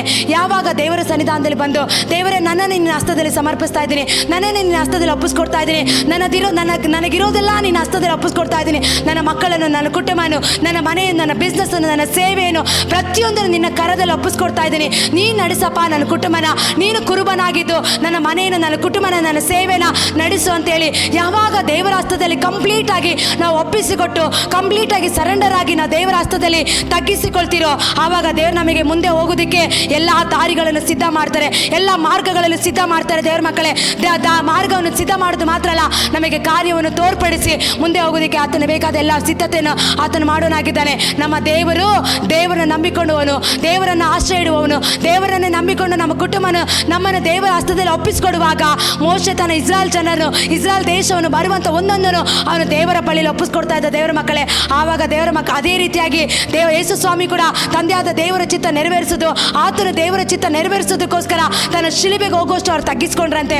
ಅದೇ ರೀತಿ ಯಾವಾಗ ನಾವು ತಗ್ಗಿಸ್ಕೊಳ್ತೀರೋ ಆವಾಗ ದೇವರು ನಮಗೆ ಸೋಲು ಕಾಣದಂತೆ, ಸೋಲಲ್ಲ, ನಮಗೆ ಏನಾಗಿರ್ತಾನೆ, ಆತನು ಜಯಪ್ರದನಾಗಿರ್ತಾನೆ. ಈ ಕೀರ್ತನೆ 81:3 ಓದ್ತೇವೆ. ದೇವರ ಮಕ್ಕಳೇ, ಸೋಲಲ್ಲ, ನಾವು ಕೈ ಹಾಕುವಂಥ ಪ್ರತಿಯೊಂದು ಕೆಲಸದಲ್ಲೂ ನಮಗೆ ಜಯಶಾಲಿಯಾಗಿ ಮುಂದೆ ಹೋಗೋದಕ್ಕೆ ದೇವರು ನಮ್ಮ ಸಂಗಡ ಇದ್ದು ದೇವರು ನಮ್ಮ ನಡೆಸ್ತಾರೆ. ದೇವರ ಮಕ್ಕಳೇ, ಅದಕ್ಕೆ ದೇವರ ಮಕ್ಕಳೇ, ದೇವರು ನಮ್ಮನ್ನೇ ನಾವು ತಿರುಗಿ ಆತ ನಮ್ಮನ್ನು ಏನು ಮಾಡ್ತಾನೆ, ಯಾವಾಗ ನಾವು ತಗ್ಗಿಸ್ಕೊಳ್ತಿರೋ ದೇವರು ನಮ್ಮನ್ನು ಎಲ್ಲಾದರೂ ನಮ್ಮಲ್ಲಿ ಹೆಚ್ಚಳ ಬಂದಿರೋದಾದರೆ, ಎಲ್ಲಾದರೂ ನಮ್ಮಲ್ಲಿ ನಾನೇ ಅನ್ನೋದೇನಾದರೂ ನಮ್ಮಲ್ಲಿ ಬಂದಿರೋದಾದರೆ, ನನಗೆಲ್ಲ ಗೊತ್ತು, ನನಗೆಲ್ಲ ಗೊತ್ತಿದೆ ಅಂತೇಳಿ ನಮ್ಮನ್ನೇ ನಾವು ಏನಾದರೂ ಹೆಚ್ಚಿಸ್ಕೊಂಡಿರೋದಾದರೆ, ನನಗೆ ಅದು ಗೊತ್ತಿದೆ, ನನಗಿದು ಗೊತ್ತಿದೆ, ನನಗೆ ಮ್ಯೂಸಿಕ್ ಗೊತ್ತಿದೆ, ನನಗೆ ಹಾಡೋದು ಗೊತ್ತಿದೆ, ಪ್ರಾರ್ಥನೆ ಮಾಡೋದು ಗೊತ್ತಿದೆ, ವಾಕ್ಯ ಹೇಳೋದು ಗೊತ್ತಿದೆ, ಯಾರು ನನಗೆ ಹೇಳೋದು ಬೇಡ, ಯಾರು ನನಗೆ ಗೈಡ್ ಮಾಡೋದು ಬೇಡ, ಯಾರು ನನಗೆ ಟೀಚರ್ ಬೇಡ ಅಂತೇಳಿ ಎಲ್ಲಾದರೂ ನಮ್ಮಲ್ಲಿ ಹೆಚ್ಚಳಿಕೆ ಬಂದಿರೋದಾದರೆ, ಎಲ್ಲಾದರೂ ನಮ್ಮನ್ನೇ ನಾವು ಹೆಚ್ಚಿಸ್ಕೊಂಡಿರೋದಾದರೆ, ನಾವು ಯಾವಾಗ ದೇವರ ಸನ್ನಿಧಾನದಲ್ಲಿ ಮತ್ತೆ ನಾವು ತಗ್ಗಿಸ್ಕೊಳ್ತಿರೋ, ಮತ್ತೆ ನಾವು ದೇವರ ಹಸ್ತದಲ್ಲಿ ನಮ್ಮನ್ನೇ ನಾವು ಸಮರ್ಪಿಸ್ತಿರೋ, ದೇವರು ಹೇಳ್ತಾ ಇದ್ದಾರೆ, ಇವತ್ತು ಕೆಳಗೆ ಬಿದ್ದು ಹೋಗಿದ್ದೀರಾ. ಕೆಲವರು ನಿಮ್ಮಲ್ಲಿ ಹೆಚ್ಚಳಿಕೆ ಬಂದಾಗ, ನಿಮ್ಮಲ್ಲಿ ಹೆಚ್ಚಳ ಬಂದಾಗ, ಇವತ್ತು ನಿಮ್ಮ ಬಿಸ್ನೆಸ್ ಕೆಳಗೋಗಿರ್ಬೋದು, ನಿಮ್ಮ ಸೇವೆ ಕೆಳಗೋಗಿರ್ಬೋದು, ನಿಮ್ಮಲ್ಲಿರುವಂಥ ಅಭಿಷೇಕ ನಷ್ಟವಾಗಿರ್ಬೋದು, ನಿಮ್ಮ ಪ್ರಾರ್ಥನೆ ನಷ್ಟವಾಗಿರ್ಬೋದು, ಹೆಚ್ಚಳಿಕೆ ಬಂದು ಪ್ರಾರ್ಥನೆಯಲ್ಲಿ, ಆರಾಧನೆಯಲ್ಲಿ ದೈವ ಪ್ರಸನ್ನತೆಯನ್ನು ನೀವು ಅನುಭವಿಸದೇ ಇರ್ಬೋದು. ಇವತ್ತು ಅಭಿವೃದ್ಧಿ ಮಾಡ್ತೇನೆ ಅಂತ ಹೇಳಿದ ವಾಗ್ದಾನಗಳು ನೆರವೇರದಂತೆ ಇವತ್ತು ತಡೆಯಾಗಿರ್ಬೋದು. ದೇವರ ಮಕ್ಕಳೇ, ದೇವರೇ ಎಲ್ಲಾದರೂ ನಮ್ಮಲ್ಲಿ ಎಚ್ಚರಿಕೆ ಬಂದಿದ್ಯಾ? ಎಲ್ಲಾದರೂ ಎಚ್ಚರಿಕೆ ನಮ್ಮಲ್ಲಿ ಬಂದಿದ್ಯಾ ದೇವರೇ? ಇವತ್ತು ನಾವು ತಗ್ಗಿಸ್ಕೊಳ್ತಾ ಇದ್ದೀವಿ ಎಸಪ್ಪ, ನಮ್ಮನೆ ನಾವು ಸಮರ್ಪಿಸ್ತಾ ಇದೀವಿ ಅಂತ ಯಾವಾಗ ನೀನು ಒಪ್ಪಿಸಿಕೊಡ್ತೀಯಾ? ದೇವ್ರು ಹೇಳ್ತಿದ್ರೆ ಮತ್ತೆ ದೇವ್ರು ಏನು ಮಾಡ್ತಾರೆ, ನಮ್ಮನ್ನ ಉನ್ನತಕ್ಕೆ ಏರಿಸ್ತಾರಂತೆ. ಹದ್ದಿನ ರೀತಿಯಲ್ಲಿ ಮೇಲಕ್ಕೆ ಹಾರತಕ್ಕಂತೆ ದೇವರು ನಮ್ಮನ್ನು ಉನ್ನತಕ್ಕೆ ಏರಿಸ್ತಾರೆ. ದೇವ್ರ ಮಕ್ಕಳೇ, ನಾವು ಒಪ್ಪಿಸ್ಕೊಂಡ ದೇವರ ಹಸ್ತದಲ್ಲಿ ಪ್ರಸನ್ನ ದೇವ್ರ ವಾಕ್ಯ ಹೇಳುತ್ತದೆ ಅರಣ್ಯಕಾಂಡ 6:25 ಯಾವಾಗ ನಾವು ಮತ್ತೆ ದೇವರ ಸನ್ನಿಧಾನದಲ್ಲಿ ತಗ್ಗಿಸ್ಕೊಂಡು, ದೇವರೇ ನಾನು ನಿನ್ನ ಮುಖವನ್ನೇ ನೋಡ್ತಾ ಇದ್ದೀನಪ್ಪ, ನಿನ್ನ ಮುಖವನ್ನೇ ದೃಷ್ಟಿಸ್ತಾ ಇದ್ದೀನಿ ಅಪ್ಪ, ನನ್ನನ್ನೇ ನಾನು ಕಂಪ್ಲೀಟ್ ನಿನ್ನ ಹಸ್ತದಲ್ಲಿ ಒಪ್ಪಿಸ್ಕೊಡ್ತಾ ಇದ್ದೀನಿ, ನನಗೇನು ಗೊತ್ತಿಲ್ಲಪ್ಪ, ನೀ ನನ್ನ ನಡೆಸು ಪರಿಶುದ್ಧಾತ್ಮನೇ, ನೀನು ನನಗೆ ಲೀಡ್ ಮಾಡಿ, ನೀವು ನನಗೆ ಗೈಡ್ ಮಾಡಿ, ವಾಕ್ಯವನ್ನು ಕಲಿಸಿಕೊಡಿ, ಆರಾಧನೆ ಮಾಡೋದು ಕಲಿಸಿಕೊಡಿ, ಪ್ರಾರ್ಥನೆ ಮಾಡೋದು ಕಲಿಸಿಕೊಡಿ, ನನ್ನ ಬಿಸ್ನೆಸ್ಸಲ್ಲಿ ಅಭಿವೃದ್ಧಿ ಕಾಣಬೇಕು, ನನ್ನ ಕೆಲಸದಲ್ಲಿ ಪ್ರಮೋಷನ್ ಬರಬೇಕು, ನನ್ನ ದಾಂಪತ್ಯ ಜೀವಿತನು ನನ್ನ ಕುಟುಂಬನ ಕಟ್ಟು ದೇವರಂತೇಳಿ ಒಂದು ಸ್ಟೇಜ್ ಸಿಕ್ಕಿದ ತಕ್ಷಣ, ಒಂದು ಮೈಕ್ ಸಿಕ್ಕಿದ ತಕ್ಷಣ ನನ್ನಲ್ಲಿ ಎಚ್ಚರಿಕೆ ಬಂದಿದ್ಯಾ? ಇಲ್ಲ ಸ್ವಲ್ಪ ನನ್ನ ದೇವರ ಆಶೀರ್ವಾದ ಮಾಡಿದ ತಕ್ಷಣ ನನಗೆ ಆಶೀರ್ವಾದ ಬಂತಂತೇಳಿ ಎಲ್ಲಾದರೂ ಎಚ್ಚರಿಕೆ ಬಂದು ನನ್ನ ಜೀವಿತದಲ್ಲಿ ನಷ್ಟವಾಗಿದೆಯಾ? ದೇವರ ಮಕ್ಕಳ ಎಚ್ಚರಿಕೆ ನಮ್ಮಲ್ಲಿ ಬರದಂತೆ ನಾವು ದೇವರ ಹಸ್ತದಲ್ಲಿ ಒಪ್ಪಿಸ್ಕೊಳ್ಳೋಣ. ಅರಣ್ಯಕಾಂಡ 6:25 ಹೇಳ್ತದೆ, ಪ್ರಸನ್ನ ಮುಖದಿಂದ ನೋಡು ದೇವರೇ, ಅಪ್ಪ ನಿನ್ನ ಪ್ರಸನ್ನ ಮುಖದಿಂದ ನಮ್ಮನ್ನು ನೋಡಪ್ಪ ಕರ್ತನೆ. ಅದೇ ರೀತಿ ದೇವರ ಮಕ್ಕಳೇ, ದೇವರ ಪ್ರಸನ್ನ ಮುಖ, ದೇವರ ದಯ ನಮ್ಮ ಮೇಲೆ, ಆತನ ದಯ ನಮ್ಮ ಮೇಲೆ ಬರಲಿ ಅಂತೇಳಿ ನಾವು ಪ್ರಾರ್ಥನೆ ಮಾಡೋಣ. ಅದು ಮಾತ್ರ ಅಲ್ಲ ದೇವರ ಮಕ್ಕಳೇ, ದೇವರ ಮಾರ್ಗವು ಅಲೆಲಿಯಸ್ತು, ದೇವರ ದಯ ನಮ್ಮ ಮೇಲೆ ಇರಲಿ. ಪ್ರಸನ್ನ ಮುಖದಿಂದ ಆತನ ಮುಖ ನಮ್ಮನ್ನು ದೇವರು ಆತನ ಪ್ರಸನ್ನ ಮುಖದಿಂದ ನಮ್ಮ ನೋಡೋದಕ್ಕಾಗಿ ನಾವು ಪ್ರಾರ್ಥನೆ ಮಾಡೋಣ. ಹಾಲೆಲೂಯಾ, ಸ್ತೋತ್ರ ಸ್ತೋತ್ರ ಸ್ತೋತ್ರ. ದೇವರ ಮಕ್ಕಳೇ, ದೇವರ ಹಸ್ತದಲ್ಲಿ ನಮ್ಮನ್ನು ಸಮರ್ಪಿಸೋಣ, ದೇವರ ಹಸ್ತದಲ್ಲಿ ಒಪ್ಪಿಸಿಕೊಡೋಣ. ದೇವರ ಮಕ್ಕಳೇ, ಅರಣ್ಯಕಾಂಡದಲ್ಲಿ 6:25 ನಾವು ಓದುತ್ತೇವೆ, ದೇವರ ಪ್ರಸನ್ನ ಮುಖವನ್ನು, ದೇವರೇ ನಿನ್ನ ಪ್ರಸನ್ನ ಮುಖದಿಂದ ನಮ್ಮನ್ನು ನೋಡಪ್ಪ ಕರ್ತನೇ, ನಿನ್ನ ಮೇಲೆ ನಮಗೆ ದಯ ಇರಲ್ಲಪ್ಪ ಕರ್ತನೇ, ಯೆಹೋವನೇ ನಿಮ್ಮ ಮೇಲೆ ನಮಗೆ ಕೃಪಾ ಕಟಾಕ್ಷ ಬಿಟ್ಟು ಶಾಂತಿನ ಅನುಗ್ರಹಿಸು ಅಂತ ನಾವು ಪ್ರಾರ್ಥಿಸೋಣ. ದೇವರ ಮಕ್ಕಳೇ, ಇವತ್ತು ನೀವು ದೇವರ ಸನ್ನಿಧಾನದಲ್ಲಿ ತಗ್ಗಿಸ್ಕೊಳ್ತಾ ಇದ್ದೀರಾ, ದೇವರ ಹಸ್ತದಲ್ಲಿ ನೀವು ಸಮರ್ಪಿಸ್ತಾ ಇದ್ದೀರಾ. ನನ್ನ ದೇವರ ವಾಕ್ಯದಲ್ಲಿ ದೇವರ ಅಪ್ಪ ನನಗೆ ಹೇಳ್ತಾ ಇರೋದು, ಇವತ್ತು ನೀವು ಕೆಲವರು ತಗ್ಗಿಸ್ಕೊಳ್ತಾ ಇದ್ದೀರಾ, ಕೆಲವರು ತಗ್ಗಿಸಿ ದೇವರ ಹಸ್ತದಲ್ಲಿ ಸಮರ್ಪಿಸ್ತಾ ಇದ್ದೀರಾ. ದೇವರು ಇವತ್ತು ನಿನ್ನನ್ನು ಪ್ರಸನ್ನ ಮುಖದಿಂದ ನೋಡ್ತಾ ಇದ್ದಾರೆ. ಅದು ಮಾತ್ರ ಅಲ್ಲ, ದೇವರ ದಯ ನಿನ್ನ ಮೇಲೆ ಬರ್ತಾ ಇದೆ. ಆ ಮೂರನೇದಾಗಿ ದೇವರ ಶಾಂತಿಯನ್ನು ದೇವರು ನಿಮಗೆ ಅನುಗ್ರಹಿಸ್ತಾ ಇದ್ದಾರೆ. ಅದು ಮಾತ್ರ ಅಲ್ಲ, ದೇವರ ಶಾಂತಿನ ಅನುಗ್ರಹಿಸೋದು ಮಾತ್ರ ಅಲ್ಲ, ದೇವರ ಮಕ್ಕಳ ಕೃಪಾ ಕಟಾಕ್ಷ ಬಿಟ್ಟು ಶಾಂತಿನ ದೇವರು ಅನುಗ್ರಹಿಸ್ತಾ ಇದ್ದಾರೆ. ಒಂದನೇದಾಗಿ ಇವತ್ತು ನೀವು ತಗ್ಗಿಸ್ಕೊಳ್ತಾ ಇದ್ದೀರಾ, ದೇವರು ನಿಮ್ಮನ್ನ ಯಾವ ರೀತಿ ನೋಡ್ತಾ ಇದ್ದಾರಂತೆ, ಆತನ ಪ್ರಸನ್ನ ಮುಖದಿಂದ ದೇವರು ನಿನ್ನ ನೋಡ್ತಾ ಇದ್ದಾರೆ. ಮತ್ತೆ ಎರಡನೇದಾಗಿ ದೇವರ ದಯ ನಿಮ್ಮ ಮೇಲೆ ಬರ್ತಾ ಇದೆ. ಮೂರನೇದಾಗಿ ದೇವರ ಕೃಪಾ ಕಟಾಕ್ಷ ಬಿಟ್ಟು ಶಾಂತಿನ ದೇವರು ಅನುಗ್ರಹಿಸ್ತಾ ಇದ್ದಾರೆ. ದೇವರ ಮಕ್ಕಳೇ, ಈ ರೀತಿಯಾಗಿ 3 ಆಶೀರ್ವಾದಗಳನ್ನ ದೇವರು ನಿಮಗಾಗಿ ಇವತ್ತು ರಿಲೀಸ್ ಮಾಡ್ತಾ ಇದ್ದಾರೆ. 3 ಆಶೀರ್ವಾದಗಳನ್ನ ದೇವರು ಇವತ್ತು ನಿಮಗಾಗಿ ದೇವರು ಒದಗಿಸಿ ಕೊಡ್ತಾ ಇದ್ದಾರೆ. ದೇವರ ಪ್ರಸನ್ನ ಮುಖದಿಂದ ದೇವರು ನಿಮ್ಮನ್ನು ನೋಡ್ತಾ ಇದ್ದಾರೆ. ನಿನ್ನ ಕುಟುಂಬನ, ನಿನ್ನ ಬಿಸ್ನೆಸ್ಸನ್ನು, ಬಿದ್ದು ಹೋಗಿರೋಂಥ ನಿನ್ನ ಸೇವೆನ, ಬಿದ್ದು ಹೋಗಿರೋಂಥ ನಿನ್ನ ಪ್ರತಿಯೊಂದನ್ನು ದೇವರ ಪ್ರಸನ್ನ ಮುಖದಿಂದ ನೀನು ನೋಡ್ತಾ ಇದ್ದಾರೆ. ನೋಡೋದು ಮಾತ್ರ ಅಲ್ಲ, ಆತನ ದಯ ನಿನ್ನ ಮೇಲೆ ಬರ್ತಾ ಇದೆ. ಅದು ಮಾತ್ರ ಅಲ್ಲ, ದೇವರ ಕೃಪಾ ಕಟಾಕ್ಷ ಬಿಟ್ಟು ಶಾಂತಿಯನ್ನು ದೇವರು ನಿನಗೆ ಅನುಗ್ರಹಿಸೋದಕ್ಕಾಗಿ ಹೋಗ್ತಾ ಇದ್ದಾರೆ. ಅದೇ ರೀತಿ ದೇವರ ಮಕ್ಕಳೇ, ಕೊನೆಯ ವಾಕ್ಯನ ಓದಿಕೊಳ್ಳೋಣ. ಕೊನೆಯ ವಾಕ್ಯ ದೇವರ ಅಪ್ಪನು ಹೇಳೋದಕ್ಕೆ ಹೇಳ್ತಾ ಇದ್ದೀನಿ. ಕೊನೆಯ ವಾಕ್ಯ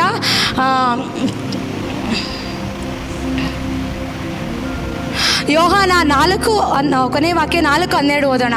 ನೋಡಿ, ದೇವರನ್ನು ಯಾರು ಎಂದೂ ನೋಡಿಲ್ಲ, ನಾವು ಒಬ್ಬರನ್ನೊಬ್ಬನು ಪ್ರೀತಿಸಿದರೆ ದೇವರು ನಮ್ಮಲ್ಲಿ ನೆಲೆಗೊಂಡಿದ್ದಾನೆ ಮತ್ತು ಆತನಿಂದ ಆಗುವ ಪ್ರೀತಿ ನಮ್ಮಲ್ಲಿ ಸಿದ್ಧಿಗೆ ಬರುತ್ತದೆ. ದೇವರು ನಮಗೆ ನನ್ನ ಆತ್ಮದಲ್ಲಿ ಪಾಲನ್ನು ಅನುಗ್ರಹಿಸಿದ್ದರಿಂದಲೇ ನಾವು ಆತನಲ್ಲಿ ನೆಲೆಗೊಂಡಿದ್ದೇವೆಂತಲೂ ಆತ ನಮ್ಮಲ್ಲಿ ನೆಲೆಗೊಂಡಿದ್ದಾನೆಂತಲೂ ತಿಳಿದುಕೊಳ್ಳುತ್ತೇವೆ. ತಂದೆಯು ತನ್ನ ಮಗನನ್ನು ಲೋಕರಕ್ಷಕನಾಗಿ ಕಳಿಸಿಕೊಟ್ಟಿರುವುದನ್ನು ನಾವು ನೋಡಿದ್ದೇವೆ, ಅದರ ವಿಷಯದಲ್ಲಿ ಸಾಕ್ಷಿ ಹೇಳುತ್ತೇವೆ. ಯೇಸು ದೇವರ ಮಗನಾಗಿದ್ದಾನೆಂದು ಯಾವನು ಒಪ್ಪಿಕೊಂಡು ಹೇಳುತ್ತಾನೋ ಅವನಲ್ಲಿ ದೇವರು ನೆಲೆಗೊಂಡಿದ್ದಾನೆ, ಅವನು ದೇವರಲ್ಲಿ ನೆಲೆಗೊಂಡಿದ್ದಾನೆ. ದೇವರು ನಮ್ಮಲ್ಲಿ ಇಟ್ಟಿರುವ ಪ್ರೀತಿಯನ್ನು ನಾವು ತಿಳಿದುಕೊಂಡಿದ್ದೇವೆ ಎಂದು ಅದನ್ನು ನಂಬುತ್ತೇವೆ. ಹಲ್ಲೆಲೂಯಾ. ನೋಡಿ ದೇವರ ಮಕ್ಕಳೇ, ಇವತ್ತು ಅನೇಕರಿಗೆ ದೇವರನ್ನ ನಾವು ಯಾರು ನೋಡಿಲ್ಲ, ಅದರ ನಂಬಿಕೆಯಿಂದ ನಾವೇನು ಮಾಡ್ತಾ ಇದ್ದೀವಿ, ದೇವರನ್ನ ನಾವು ನಂಬಿಕೆ ದೇವರನ್ನು ನೋಡದೇ ಇರೋನೇ ನಂಬುವುದೇ ನಿಜವಾದದ್ದು ನಂಬಿಕೆಯಾಗಿದೆ. ಅದೇ ರೀತಿಯಾಗಿ ದೇವರ ಮಕ್ಕಳೇ, ಇವತ್ತು ನಾವು ದೇವರನ್ನ ನೋಡಿಲ್ಲ. ದೇವ್ರನ್ನ ನಾವು ಎಲ್ಲಿ ನೋಡ್ತೀವಿ? ನಾವು ಒಬ್ಬರನ್ನೊಬ್ಬನ್ನು ಪ್ರೀತಿಸಿದರೆ ದೇವರು ನಮ್ಮಲ್ಲಿ ನೆಲೆಗೊಂಡಿದ್ದಾನೆ. ಹಲ್ಲೆಲೂಯಾ. ನೋಡಿ, ಇವತ್ತು ನಾವು ದೇವ್ರನ್ನ ನೋಡಿಲ್ಲ. ಯಾವಾಗ ನಾವು ಒಬ್ಬರನ್ನೊಬ್ಬನ ಪ್ರೀತಿಸೋದಕ್ಕೆ ನಾವು ಪ್ರಾರಂಭ ಮಾಡ್ತಿರೋ ಅಲ್ಲಿ ದೇವರು ನಮ್ಮಲ್ಲಿ ನೆಲೆಗೊಂಡಿರ್ತಾನೆ. ಇವತ್ತು ನಾವು ಒಬ್ಬರನ್ನೊಬ್ಬನ ಪ್ರೀತಿಸಬೇಕು. ಗಂಡ ಹೆಂಡತಿನ ಪ್ರೀತಿಸುವಾಗ, ಕುಟುಂಬನ ಪ್ರೀತಿಸುವಾಗ, ಸಹೋದರ ಸಹೋದರಿಗಳನ್ನ ಯಾವಾಗ ನಾವು ಪ್ರೀತಿಸೋದಕ್ಕೆ ಪ್ರಾರಂಭ ಮಾಡ್ತಿರೋ ಆವಾಗ ದೇವರು ನಮ್ಮಲ್ಲಿ ನೆಲೆಗೊಂಡಿರ್ತಾನೆ. ಆ ಪ್ರೀತಿ ನಮ್ಮಲ್ಲಿ ಬಂದಾಗಲೇ ದೇವರು ನಮ್ಮಲ್ಲಿ ಇರೋದು ನಮಗೆ ಗೊತ್ತಾಗೋದು. ಅದು ಮಾತ್ರ ಅಲ್ಲ, ಆತನಿಂದ ಆಗುವ ಪ್ರೀತಿಯು ನಮ್ಮಲ್ಲಿ ಸಿದ್ಧಿಗೆ ಬರುತ್ತೆ. ಬರ್ತದೆ. ಯಾವಾಗ ದೇವ್ರು ನಮ್ಮಲ್ಲಿ ನೆಲೆಗೊಂಡಿರ್ತಾರೋ ಆ ಪ್ರೀತಿ ಏನಾಗುತ್ತೆ, ಸಿದ್ಧಿಗೆ ಬರುತ್ತೆ, ಅಂದರೆ ತೋರ್ಪಡುತ್ತದೆ. ದೇವರು ನಮಗೆ ಆತ ನಾವು ನೆಲೆಗೊಂಡಿದ್ದೇವೆ ಅಂತಲೂ ಆತ ನಮ್ಮಲ್ಲಿ ನೆಲೆಗೊಂಡಿದ್ದೇವೆ ಅಂತ ನಾವು ತಿಳಿದುಕೊಳ್ಳುತ್ತೇವೆ. ಹಲ್ಲೆಲೂಯಾ. ದೇವರು ನಮ್ಮಲ್ಲಿ ನೆಲೆಗೊಂಡಿದ್ದೇವೆ, ಆತನು ನಮ್ಮಲ್ಲಿ ನೆಲೆಗೊಂಡಿದ್ದಾನಂತ ಹೇಳಿ ನಾವು ತಿಳಿದುಕೊಳ್ಳೋದಕ್ಕೆ ಪ್ರಾರಂಭ ಮಾಡ್ತೀವಿ. ಅಂದರೆ ಈ ವಾಕ್ಯದಲ್ಲಿ ಆಧಾರ, ಈ ವಾಕ್ಯ ಏನು ತೋರಿಸುತ್ತೆ ಅಂದರೆ, ದೇವರ ಮಕ್ಕಳೇ, ಇವತ್ತು ನಾನು ದೇವ್ರನ್ನ ನೋಡಿಲ್ಲ, ದೇವ್ರನ್ನ ನೋಡಿಲ್ಲ ಅಂತ ನಾವು ತಿಳ್ಕೊಳ್ತೀವಿ. ಆದರೆ ದೇವ್ರು ಹೇಳ್ತಾ ಇದ್ದಾರೆ, ಯಾವಾಗ ನೀವು ಒಬ್ಬರನ್ನೊಬ್ಬರು ಪ್ರೀತಿಸೋದಕ್ಕೆ ಪ್ರಾರಂಭ ಮಾಡ್ತೀರೋ ಅಲ್ಲಿ ನಿಮ್ಮ ಮಧ್ಯದಲ್ಲಿ ದೇವರಿದ್ದಾನೆ. ಪ್ರೀತಿ ಇಲ್ಲ ಅಂದರೆ ದೇವ್ರು ನಮ್ಮ ಮಧ್ಯದಲ್ಲಿ ಇಲ್ಲ.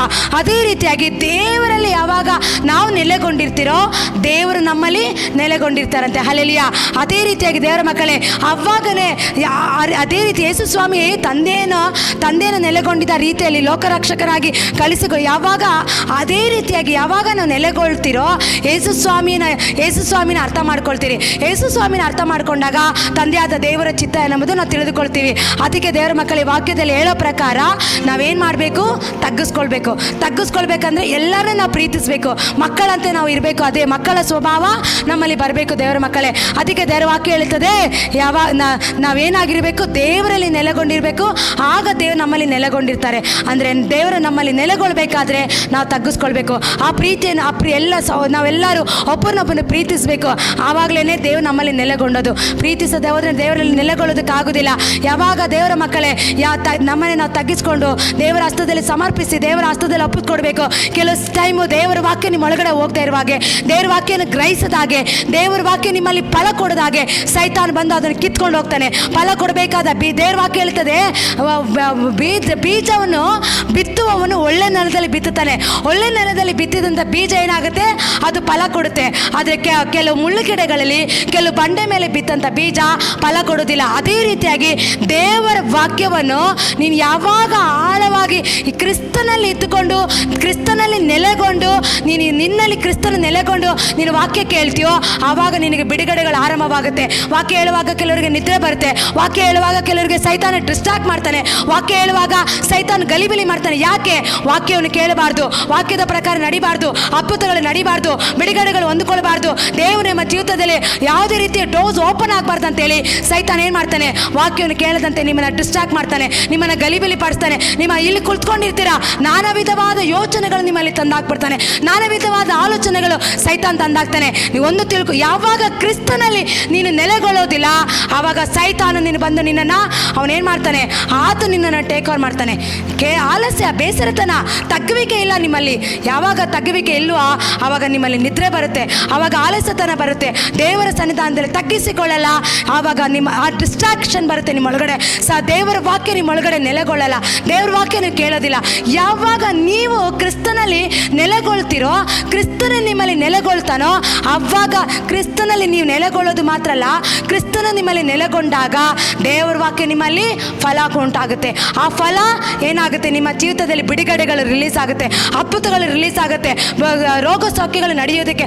ಆವಾಗ ನೀವು ರೋಗ ಸೌಖ್ಯಗಳು ನಡೆಯುತ್ತೆ. ಅಯ್ಯೋ, ಎಷ್ಟು ಪ್ರಾರ್ಥನೆ ಮಾಡಿದ್ರು ನನ್ನ ಜೀವಿತದಲ್ಲಿ ಬಿಡುಗಡೆ ನಡೀತಾ ಇಲ್ಲ, ಎಷ್ಟು ನಾನು ದೇವರ ಉಪವಾಸ ಮಾಡಿದ್ರು ನನ್ನ ಜೀವಿತದಲ್ಲಿ ಅದ್ಭುತ ನಡೀತಾ ಇಲ್ಲ, ಏನು ಮಾಡಿದ್ರು ನನ್ನ ಜೀವಿತದಲ್ಲಿ ಆಗ್ತಾ ಇಲ್ಲ ಅಂತೇಳಿ ಅನೇಕರು ಪ್ರಯಾಸ ಪಡ್ತಾ ಇದ್ದೀರಾ. ಯಾಕೆ ಗೊತ್ತಾ?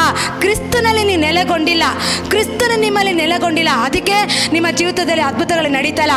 ಆಗಿರಬೇಕು, ಕ್ರಿಸ್ತನಲ್ಲಿ ನೆಲೆಗೊಂಡಿರಬೇಕು. ಕ್ರಿಸ್ತನಲ್ಲಿ ನೆಲೆಗೊಂಡಾಗ ಕ್ರಿಸ್ತನ ನಮ್ಮ ಜೀವಿತದಲ್ಲಿ, ನಾನು ನಿನ್ನ ಜೀವಿತದಲ್ಲಿ ಈ ರೀತಿ ಅದ್ಭುತ ಮಾಡ್ತೀನಿ, ಈ ರೀತಿ ಅದು ಬಿಡುಗಡೆ ಮಾಡ್ತೀನಿ, ಈ ರೀತಿಯಾಗಿ ನಾನು ನಿನ್ನ ಮುಂದಕ್ಕೆ ತೆಗೆದುಕೊಂಡು ಹೋಗ್ತೀನಿ, ನಿನ್ನನ್ನು ಉನ್ನತ ಸ್ಥಾನಕ್ಕೆ ತೆಗೆದುಕೊಂಡು ಹೋಗ್ತೀನಿ. ನನ್ನ ಪ್ರಸನ್ನ ಮುಖದಿಂದ, ನನ್ನ ದೇವರ ಪ್ರಸನ್ನ ಮುಖದಿಂದ ನಾನು ನಿನ್ನನ್ನು, ನಿನ್ನ ಕುಟುಂಬನ ನೋಡ್ತಾ ಇದ್ದೀನಿ, ನಿನ್ನ ಮೇಲೆ ನನ್ನ ದಯ ಇರ್ತಾ ಇದೆ. ಅದು ಮಾತ್ರ ಅಲ್ಲ, ಕೃಪಾ ಕಟಾಕ್ಷ ಬಿಟ್ಟು ದೇವರು ನಮಗೆ ಶಾಂತಿನ ಅನುಗ್ರಹಿಸಕ್ಕೆ ಹೋಗ್ತೀನಿ ಅಂತೇಳಿ ದೇವರು ಹೇಳುವ ಆಶೀರ್ವಾದಗಳು, ದೇವರು ಹೇಳುವ ಬಿಡುಗಡೆಗಳು ಆಗ ನಿಮ್ಮ ಜೀವಿತದಲ್ಲಿ ಅದು ನೆಲೆಗೊಳ್ಳುತ್ತೆ.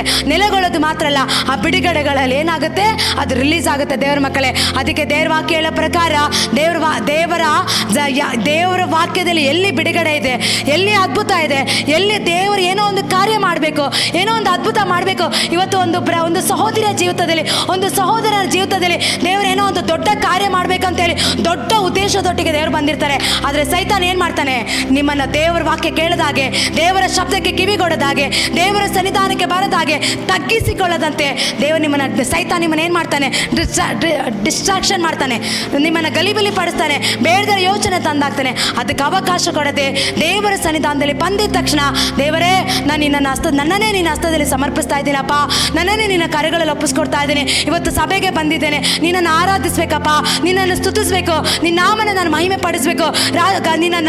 ನೀನು ನಾನು ಮಾಡುವ ಆರಾಧನೆ, ನಾನು ಮಾಡುವ ಪ್ರಾರ್ಥನೆ, ನಾನು ಮಾಡುವಂಥ ಪ್ರತಿಯೊಂದು ಸಂತೋಷ ಪಡಬೇಕು ಅಂತೇಳಿ ಯಾವಾಗ ತಗ್ಗಿಸಿಕೊಂಡು ನಿನ್ನ ದೇವರ ಹಸ್ತದಲ್ಲಿ ಬಂದು ಕುಳಿತುಕೊಳ್ತೀಯಾ, ನೀನು ಬಂದಾಗೆ ಹೋಗೋದಿಲ್ಲ, ಬಂದಿರೋನು ಬಿಡುಗಡೆ ಹೊಂದ್ಕೊಂಡು ಹೋಗ್ತೀಯಾ. ಇಲ್ಲಿ ಬಂದು ಆರಾಧನೆ ಕೂಡ ಪರಿಶುದ್ಧಾತ್ಮನೊಂದು ಚಲನೆ ಉಂಟಾಗುತ್ತದೆ. ಸೈತಾನಿಗೆ ಅವಕಾಶ ಕೊಡದೆ ಎಚ್ಚರವಾಗಿದ್ದು ದೇವರ ಹಸ್ತದಲ್ಲಿ ನಿಮ್ಮನ್ನು ನೀವು ತಗ್ಗಿಸ್ಕೊಳ್ರಿ.